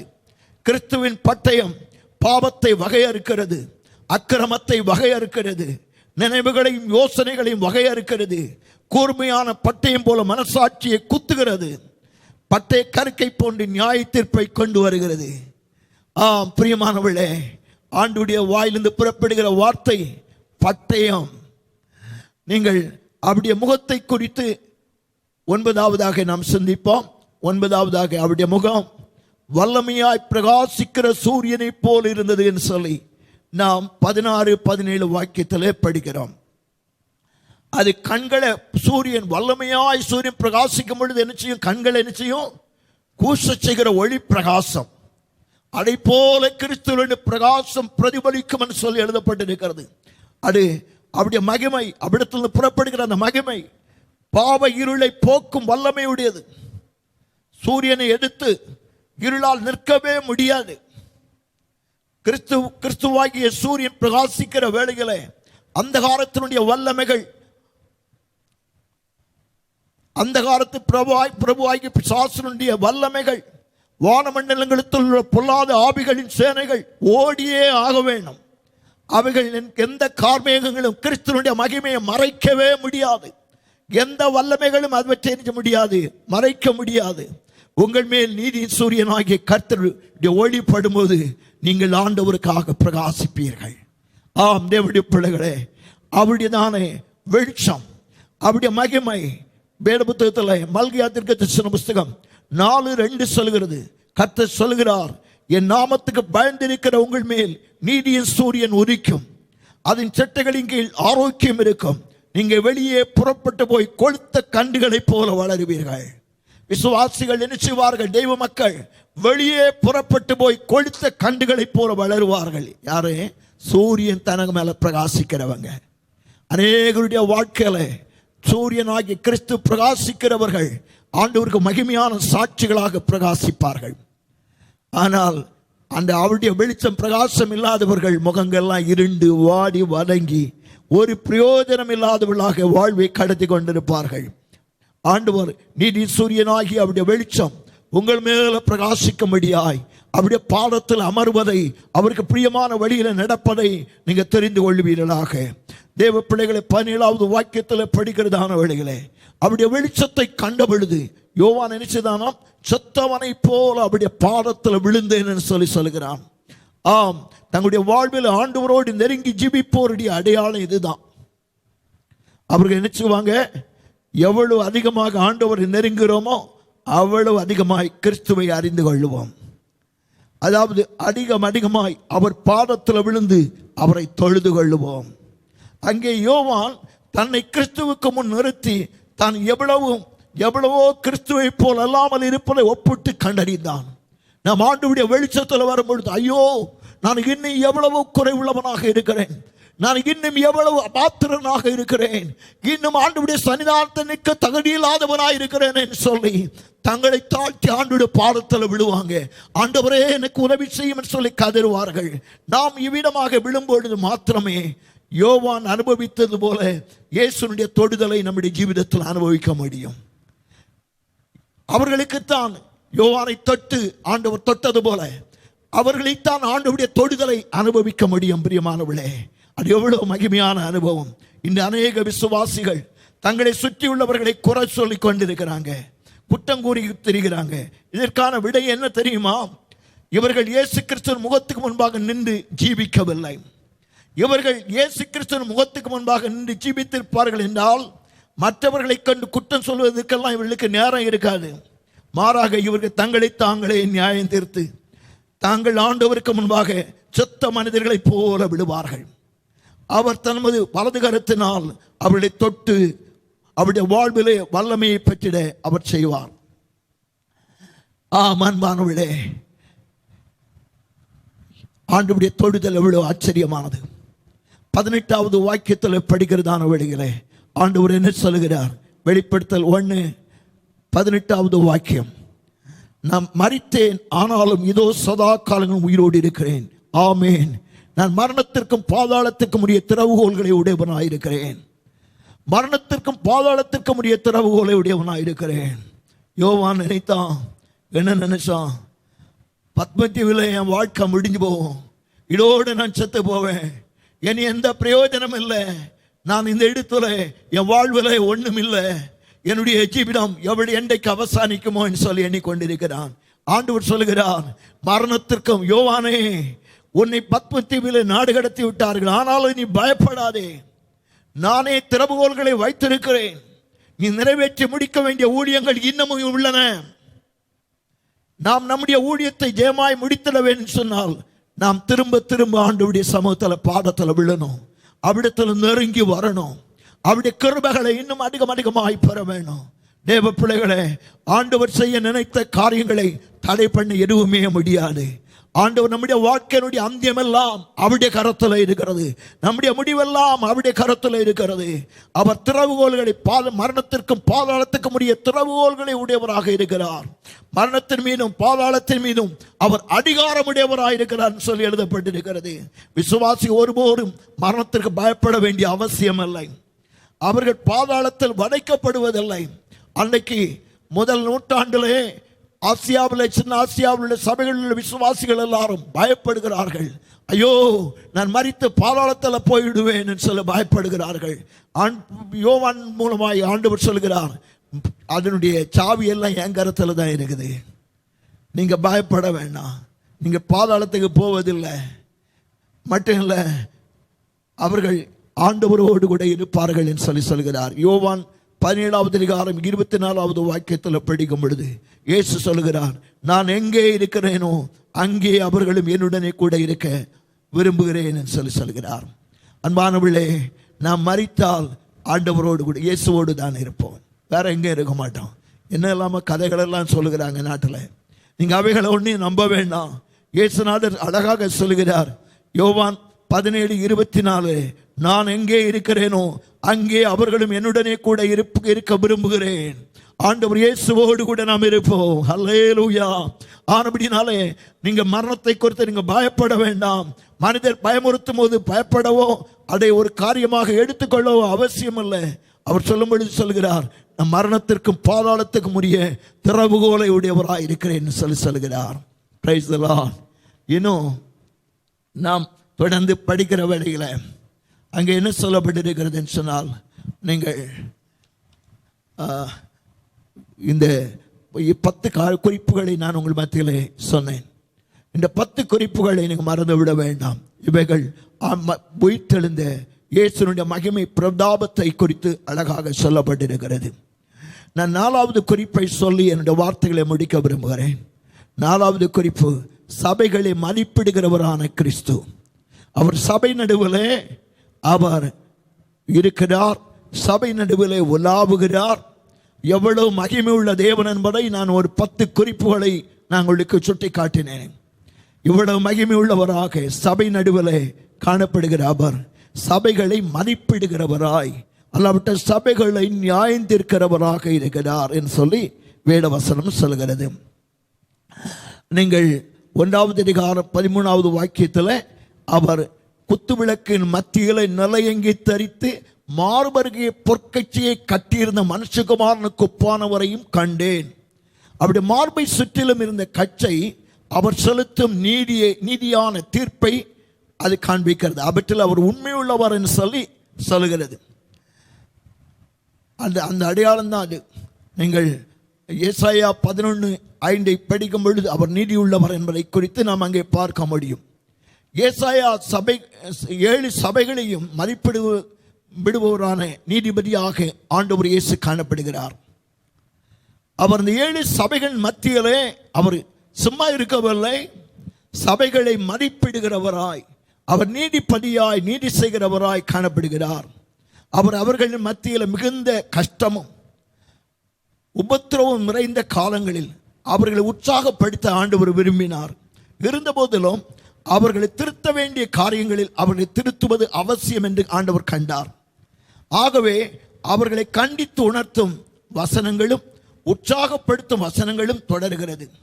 அவர் ஒவ்வொரு சபையையும் ஆராய்ந்து திருத்தப்பட வேண்டிய சபையின் நிலையையும் கிரியைகளையும் மற்றும் அவர்களை புகழ்ந்து உற்சாகப்படுத்தும் செயல்களையும் கூறுகிறதை பார்க்கிறோம். தூய்மைப்படுத்துவதற்கும் பரிசு வழங்குவதற்கும் சபைகளுக்கான நியாய தீர்ப்பு நடைபெறுகிறது.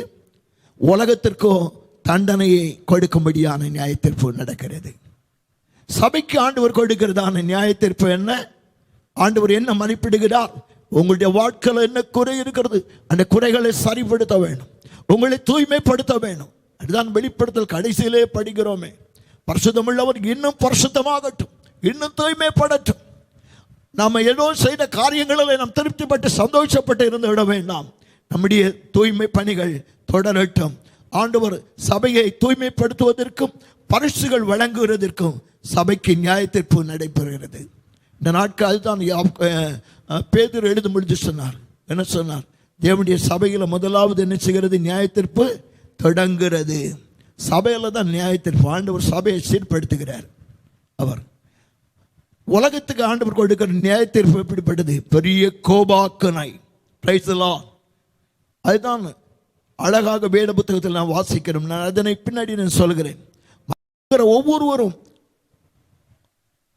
அவர்களை குறித்து மதிப்பிடும் பொழுது அவர் சொல்கிறார். என்ன சொல்கிறார் சொன்னா, மனம் திரும்பி ஒருவர் சொன்னா, நீங்க நேசிக்கவில்லைன்னு சொன்னா நான் உங்களுடைய விளக்கு தண்டை நீக்கி விடுவேன் சொல்லி ஆண்டவர் சொல்கிறார். ஹல்லேலூயா. அப்படின்னு சொன்னா அதுக்கு அர்த்தம் சபையிலிருந்து ஒன்றை வெட்டி எடுத்துருவேன்.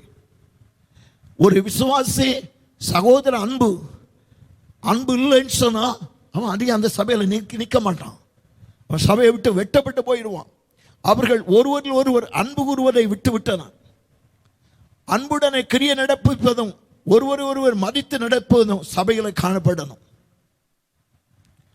ஒருவர் மதிக்கணும், மரியாதை செய்யணும், அன்பு செலுத்தணும். நமக்கு இருக்கிற அறிவை வைத்துட்டு அது சரி இது சரி என்று சொல்லிக்கொண்டு நம் அன்பற்றவர்களாய் போய்விடக்கூடாது. அதைத்தான் அங்கே எபேசு சபையை குறித்து சொல்லும் பொழுது அழகாக சொல்லப்பட்டிருக்கிறது. நாம் 2:6 படிக்கும் பொழுது அவர்கள் வாழுகிறதான அஞ்ஞான சமுதாயத்தோடு ஒருமனப்பட்டு கிறிஸ்து மற்றும் அப்போஸ்தலர்களின் போதனைகளை நினைச்சுதாங்க தள்ளிவிட்டாங்க. உபதேசம்லாம் அங்கே இருக்கட்டும், சூழ்நிலைமைக்கு ஏற்ப சமரசம் செய்து கொண்டு வாழ்க்கையில முன்னே போய் கொண்டிருக்கிற ஒரு நிலைமை. விசுவாசிகளில் சிலர் கள்ள போதகத்தை சகித்து கொண்டு ஆவிக்குரிய ஜீவிதத்தில் அஜாக்கிரதையும் நிர்விசாரமும் உள்ளவர்களாய் மாறினார்கள் என்பதை 7 கடிதங்களும் வெளிப்படுத்துகின்றன. இப்படிப்பட்ட விசுவாசிகள் மனம் திரும்பி ஆதியில் செய்த கிரியைகளை செய்யும்படி கிறிஸ்து எச்சரித்தார். விக்கிரகங்களுக்கு படைக்கப்பட்டதை சாப்பிடுகிறது தவறில்லை என்று சொல்லக்கூடிய சமரச பேச்சை ஆண்டவர் கடிந்து கொண்டார். விசுவாசிகள் சிலர் கடுமையான உபத்திரவங்களை அனுபவித்தார்கள் என்பதை இந்த கடிதங்களில் நாம் பார்க்கிறோம். ஒரு நாள் தேவன் துன்மார்க்கரை தண்டித்து உண்மையானவர்களுக்கு பலனளிப்பார் என்ற இந்த புத்தகத்தினுடைய தீர்க்க தரிசனங்கள் அவர்களை தைரியப்படுத்தின. சபைக்கு புறம்பான தோட்டம் மிகவும் குழப்புறதா இருக்க நேரத்தில் ஆண்டவருக்கு பிரியமானது என்ன, ஆண்டவர் எதை ஆக்கணைக்குள்ளாக தீர்க்கிறார், மற்ற சபைக்கான ஆண்டவருடைய விருப்பம் என்ன என்பதையும் இந்த வெளிப்படுத்தின விசேஷத்தில் நாம் காண்பிக்கிறது. ஆவியானவர் சபைகளுக்கு சொல்கிறது, கடைசியாக சொல்லும் பொழுது ஆவியானவர் சபைகளுக்கு சொல்கிறதை காதுள்ளவன் கேட்க கடவன் என்பது தனிப்பட்ட ஒவ்வொரு நபருக்கும் ஒரு சவாலாக இருக்கிறது. காதுகள் எல்லாருக்குமே உண்டு. தேவனுடைய வார்த்தைக்கு கீழ்ப்படி ஆயத்தமாய் இருப்பவனோ ஆவிக்குரிய காதுகளை பெற்றவனாகிறான். காது உள்ளவன் என்ற வார்த்தை தேவன் அதிகமாக பயன்படுத்துகிறதை பார்க்கிறோம். இன்னும் ஜெயங்கொள்ளுகிறவன், ஜெயங்கொள்ளுகிறவன் சொன்னால் மேற்கொள்ளுகிறவன் சொல்லி பொருள். திருச்சபையில குளிர்ந்த நிலைமை இருக்குது. மேற்கொண்டு வாழுகிறவன் தான் ஜெயங்கொண்டவன். சபைகளிலே காணப்படுகிற குறைவுகளினால தன்னை கரைப்படுத்திக் கொள்ளாது அவற்றை மேற்கொண்டு கர்த்தருடைய சித்தம் செய்கிறவங்க. சபைகளிலே சில குறைவுகளை காண்கிறோம். அந்த குறைவுகளினால தன்னை கரைப்படுத்திக் கொள்ளாதபடிக்கு, அவைகளில் மூக்க நுழைச்சி தன்னுடைய ஆன்மீக வாழ்க்கையை கெடுத்துக் கொள்ளாதபடிக்கு அவற்றை மேற்கொண்டு ஜீவிப்பவன் தான் ஜெயம் பெறுகிறவன் சொல்லி பொருள். ஜெயம் கொள்ளுகிறவன் என்பது ஒருவன் கிறிஸ்துவுக்கு கடைசி மட்டும் உண்மையாய் நிலைத்திருப்பவன் என்று சொல்லி இந்த வெளிப்படுத்தின விசேஷம் சொல்லுகிறது. கடைசி மட்டும் நம்முடைய மூச்சு ஒடுங்கிற அந்தியம் வரையிலும் ஆண்டவருக்கு உண்மையாய் இருக்க வேண்டும். அவன் தான் ஜெயங்கொள்ளுகிறவன். ஜெயங்கொள்ளுகிறவர்களுக்கு கர்த்தர் பெரிதான கிருபையும் இரக்கத்தையும் வாக்கு பண்ணுகிறார். நமக்கு மேன்மையும் வெகுமதியும் உண்டாகும் என்று சொல்லி ஆண்டவருடைய வசனம் சொல்கிறது. தேவ பிள்ளைகளே, ஆண்டவர் ஏன் நிமிடமாக அவர் நீதிபதியாய் நியாயம் செய்கிறவராய் இருக்கிறார். சபை நடுவில் அவர் நம்மை தூய்மைப்படுத்துவதற்கும் பரிசுகளை வழங்குகிறதற்கும் சபைக்கு நியாயத்தீர்ப்பு உண்டாகும். உலகமோ தண்டனை பெறுவதற்கு நியாயத்தீர்ப்பை பெறும். 1 பேதுருடைய நிருபம் 4வது அதிகாரம் 17-18 வாக்கியத்திலே வாசிக்கும் பொழுது நியாயத்தீர்ப்பு தேவனுடைய வீட்டில் துவங்கும் காலமாயிருக்கிறது. முந்தி நம்மிடத்தில் அது துவங்கினால் தேவனுடைய சுவிசேஷத்துக்கு கீழ்ப்படியாதவருடைய முடிவு என்னமா இருக்கும்? நீதிமானை ரட்சிக்கப்படுவது அரிதானால் பக்தி இல்லாதவனும் பாவியும் எங்கே நிலைப்பான்? தேவ பிள்ளைகளே, இவ்வுலக வாழ்க்கையிலே நீங்கள் அடைகிற பாடுகளும் நம் இந்த உலகத்தில் அநேக பாடுகளை படுகிறோம். இந்த உலகத்தில் நீங்க படுகிற பாடுகளும் அதெல்லாம் நம்மை நிச்சயக்கூடியவர்களாய், நம்மை தூய்மைப்படுத்தக்கூடியவர்களாய், நம்மை பரிசுத்தமாக்குகிறவர்களாய் காணப்படுகிறது. ஆனால் துன்மார்க்கர் அவர் மறுமையிலே அவர்கள் படுகிற பாடுகள் அவற்றை எண்ணி பாருங்கள். அது எவ்வளவு பயங்கரம். Price the Lord. அதைத்தான் ஐஸ்வர்யவான் லாசரு கதையில் படிக்கிறோம். இந்த உலகத்தில் நீங்கள் பாடுகளை படுகிறதுனால நீ கலங்க வேண்டிய அவசியம் அல்ல. தேவ பிள்ளைகளே, அவைகள் நம்மை பரிசுத்தமாக்கும். அவைகள் தேவனிடத்தில் நமக்கு பிரதிபலனை பெறக்கூடிய விழாய் மாற்றும். ஆனால் மரணத்துக்கு பாடு உள்ளதானே அண்டு பாடு, அது மகா கொடூரமானது. அது உலகத்துக்குரியது. அதைத்தான் 1 தீமோத்தேயு 5:24 இவ்விதமாக சொல்கிறார். சிலருடைய பாவங்கள் வெளியரங்கமாயிருந்து நியாயத்தீர்ப்புக்கு முந்திக் கொள்ளும், சிலருடைய பாவங்கள் அவர்களை பின்தொடரும். தேவ பிள்ளைகளாகிய நம்முடைய வாழ்க்கையில நமக்கு ஒரு சின்ன தப்பு செஞ்சாலும் உடனே தண்டனை கிடைச்சிடும், அடி விழுதுரும். ஆனால் சிலருடைய வாழ்க்கையில, உலகத்தாருடைய வாழ்க்கையில பாருங்க, என்ன செஞ்சாலும் என்ன துரோகம் செஞ்சாலும் ஒன்றும் காணாது. ஆனால் அவருடைய இந்த பாவம் அவர்களை பின்தொடர்கிறது. நமக்கு உடனே தண்டனை கிடைத்து நாம் தூய்மையாக்கப்படுகிறோம். அவர்களோ நியாயத்தீர்ப்புல அவர் நித்திய கோபாக்கினை அடையும்படியாய், நித்திய அழிவை காணும்படியாய், மறுமையிலே வேதனையை காணும்படியாய் அவர்கள் கடந்து சென்று கொண்டிருக்கிறார்கள். இந்த காட்சி எவ்வளவு அற்புதமான காட்சி! இதுதான் வெளிப்படுத்தின விசேஷத்தில் மொத்த 4 தரிசனங்கள் இருக்கிறது.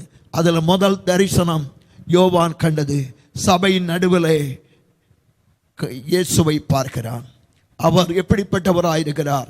அவர் நிலையங்கி தரித்து மார்பருகே பொற்கச்சை கட்டினவரான மனுஷகுமாரனாக பார்க்கிறார். ஆம், நம்முடைய ஆண்டவர் இயேசு சபை நடுவிலே அவர் பிரதான ஆசாரியராக, நிலையங்கி தரித்த பிரதான ஆசாரியராக, மார்பருகே பொற்கச்சை கட்டின நியாயாதிபதியாக, நீதிபதியாக அவர் காணப்படுகிறார். அவர் சபை நடுவிலே உலாவுகிறார். ஹல்லேலூயா! இந்த மகத்தான தேவ வார்த்தைகளுக்காய் என் ஆண்டவரை ஸ்தோத்திரிக்கிறேன். ஹல்லேலூயா! எவ்வளவு அற்புதமான ஆசீர்வாதமான வார்த்தைகள்.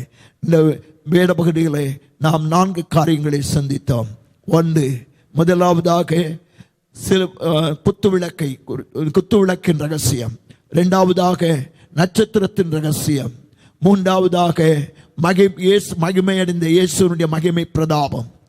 4வதாக சபைகளின் நடுவில் ஆண்டவர் நீதிபதி என்று சொல்லி நாம் சிந்தித்தோம். அவர் சபையின் நடுவில் நீதிபதி. சபையை ஆண்டவர் நியாயம் தீர்க்கிறவராக இருக்கிறார். நியாயம் தீர்ப்பு முதலாவது சபையில், 2வது உலகத்துக்கு. ஹல்லேலூயா! ஹல்லேலூயா. இந்த மகிமையான காட்சியை நாம் காண்கிறோம். ஆண்டவர் நம்மை கைவிடவில்லை. ஆதி சபையார், ஆசியாவில் உள்ள சபையார் ஆண்டவர் கைவிட்டு விட்டாரோ என்று சொல்லி எண்ணினார்கள். ஆண்டவர் தரிசனத்தை அளித்து, நான் கைவிடவில்லை, நான் உங்கள் நடுவில் தான் இருக்கிறேன்னு சொன்னார். இந்த நாட்களில் கொரோனா பாதிக்கப்பட்டிருக்கிற இந்த நாட்களில் நாம் ஆண்டவர் நம்மை கைவிட்டு விட்டாரோ? சில மாதங்களாக நாங்கள் ஆராதிக்க முடியவில்லையே, ஆண்டவரை சேவிக்க எங்களுக்கு முடியவில்லையே, ஆண்டவரே என்று சொல்லி ஏங்கி கொண்டிருக்கிறோமே. ஆண்டவர் சொல்கிறார், நான் உங்களை கைவிடவில்லை. ஹல்லேலூயா. நான் உங்கள் நடுவில் தான் இருக்கிறேன், நான் உங்களோடு தானே இருக்கிறேன், உலகம் முடிகிறது வரையில் நான் உங்களோடு இருப்பேன் சொல்லினவர் அவர் நம்மோடு கூட இருக்கிறார். ஆனபடினால விசுவாசிகள் பயப்பட வேண்டாம், கலங்க வேண்டாம். நம்ம எல்லாரும் ஆண்டவருடைய சமூகத்தில் கண்களை மூடி ஆண்டவருக்கு நேராக திரும்புவோமாக, நம்முடைய வாழ்வை அர்ப்பணிப்போமாக. ஹல்லேலூயா. அவர்கள் நினைத்தார்கள் ஆண்டவர் கைவிட்டு விட்டார் என்று. ஆனால் ஆண்டவரோ, இல்லை, நான் உங்க நடுவில் தான் இருக்கிறேன்னு சொன்னார். ஹல்லேலூயா. இதோ மனிதர்கள் மத்தியில் வாசம் செய்பவரே, எங்கள் நடுவிலே வசித்திட விரும்பிடும் தெய்வமே. இதோ மனிதர்கள் மத்தியில் வாசம் செய்பவரே, எங்கள் நடுவிலே வசித்திட விரும்பிடும் தெய்வமே. உமக்கு சிங்காசனம் அமைத்திட உம்மை துதிக்கிறோம் இயேசுவே. பரிசுத்த அலங்காரத்துடனே உம்மை தொழுகிறோம் இயேசுவே. உமக்கு சிங்காசனம் அமைத்திட உம்மை துதிக்கிறோம் இயேசுவே. பரிசுத்த அலங்காரத்துடனே உம்மை தொழுகிறோம் இயேசுவே. எங்கள் மத்தியில் உலாவிடும், எங்களோடென்றும் வாசம் செய்யும். எங்கள் மத்தியில் உலாவிடும், எங்களோடென்றும் வாசம் செய்யும். அல்லேலூயா. சபை நடுவில், சபையின் மத்தியிலே வாசம் பண்ணுகிற எங்கள் ஆண்டவரே, எங்களை கைவிடாதபடி எங்கள் மத்தியில் உலாவுகிறவரே, தம்முடைய பிரசன்னத்தை வெளிப்படுத்துகிறவரே, இதோ உலகத்தின் முடிவு பரியந்தம் சகல நாட்களில் நான் உங்களுடனே கூட இருக்கிறேன் சொன்னவரே, நான் மரித்தேன் ஆனாலும் சதா காலங்களிலும் உயிரோடு இருக்கிறேன் சொன்னவரே, மரணத்திற்கும் பாதாளத்துக்கும் உரிய திறவுகோலை உடையவராய் இருக்கிறேன் சொன்னவரே, உமக்கு நன்றி அப்பா. எங்கள் மேல் நீ அதிகாரம் உள்ளவர் ஆண்டவரே. ஆண்டவரே, திருச்சபையின் மேல் அதிகாரம் உள்ளவர் ஆண்டவரே. உம்முடைய மக்களை எல்லாம் சேதமுறாதபடி பாதுகாக்கிறவர் ஆண்டவரே. 34 சிதறி இருந்ததான சின்ன ஆசியாவின் மக்களையும் பாதுகாத்து திடப்படுத்தி தேற்றி அவர்களை அரவணைத்து வழிநடத்தின கர்த்தர் ஆண்டவரே. திருச்சபை மக்களை ஆண்டவரே, அவர்கள் சிதறி இருக்கிற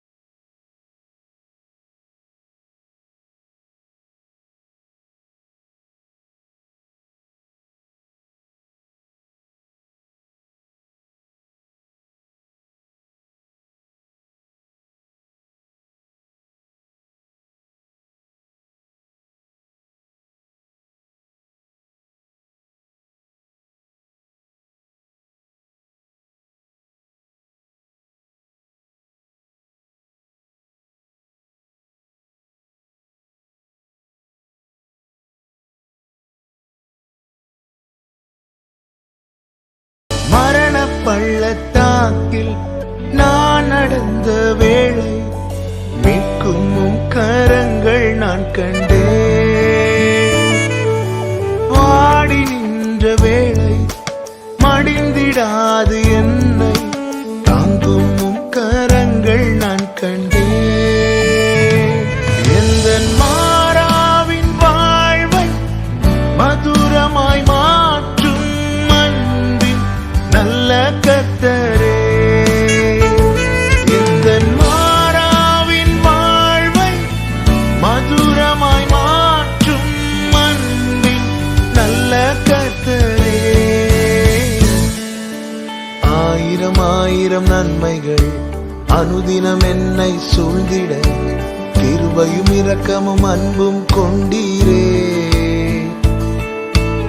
ஆயிரம் ஆயிரம் நன்மைகள் அனுதினம் என்னை சூழ்ந்திட கிருபையும் இரக்கமும் அன்பும் கொண்டீரே.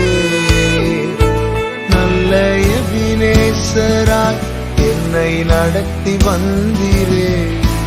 நன்றி சொல்ல வார்த்தை இல்லையே. நல்ல எபினேசராய் என்னை நடத்தி வந்தீரே. நன்றி சொல்ல வார்த்தை இல்லை.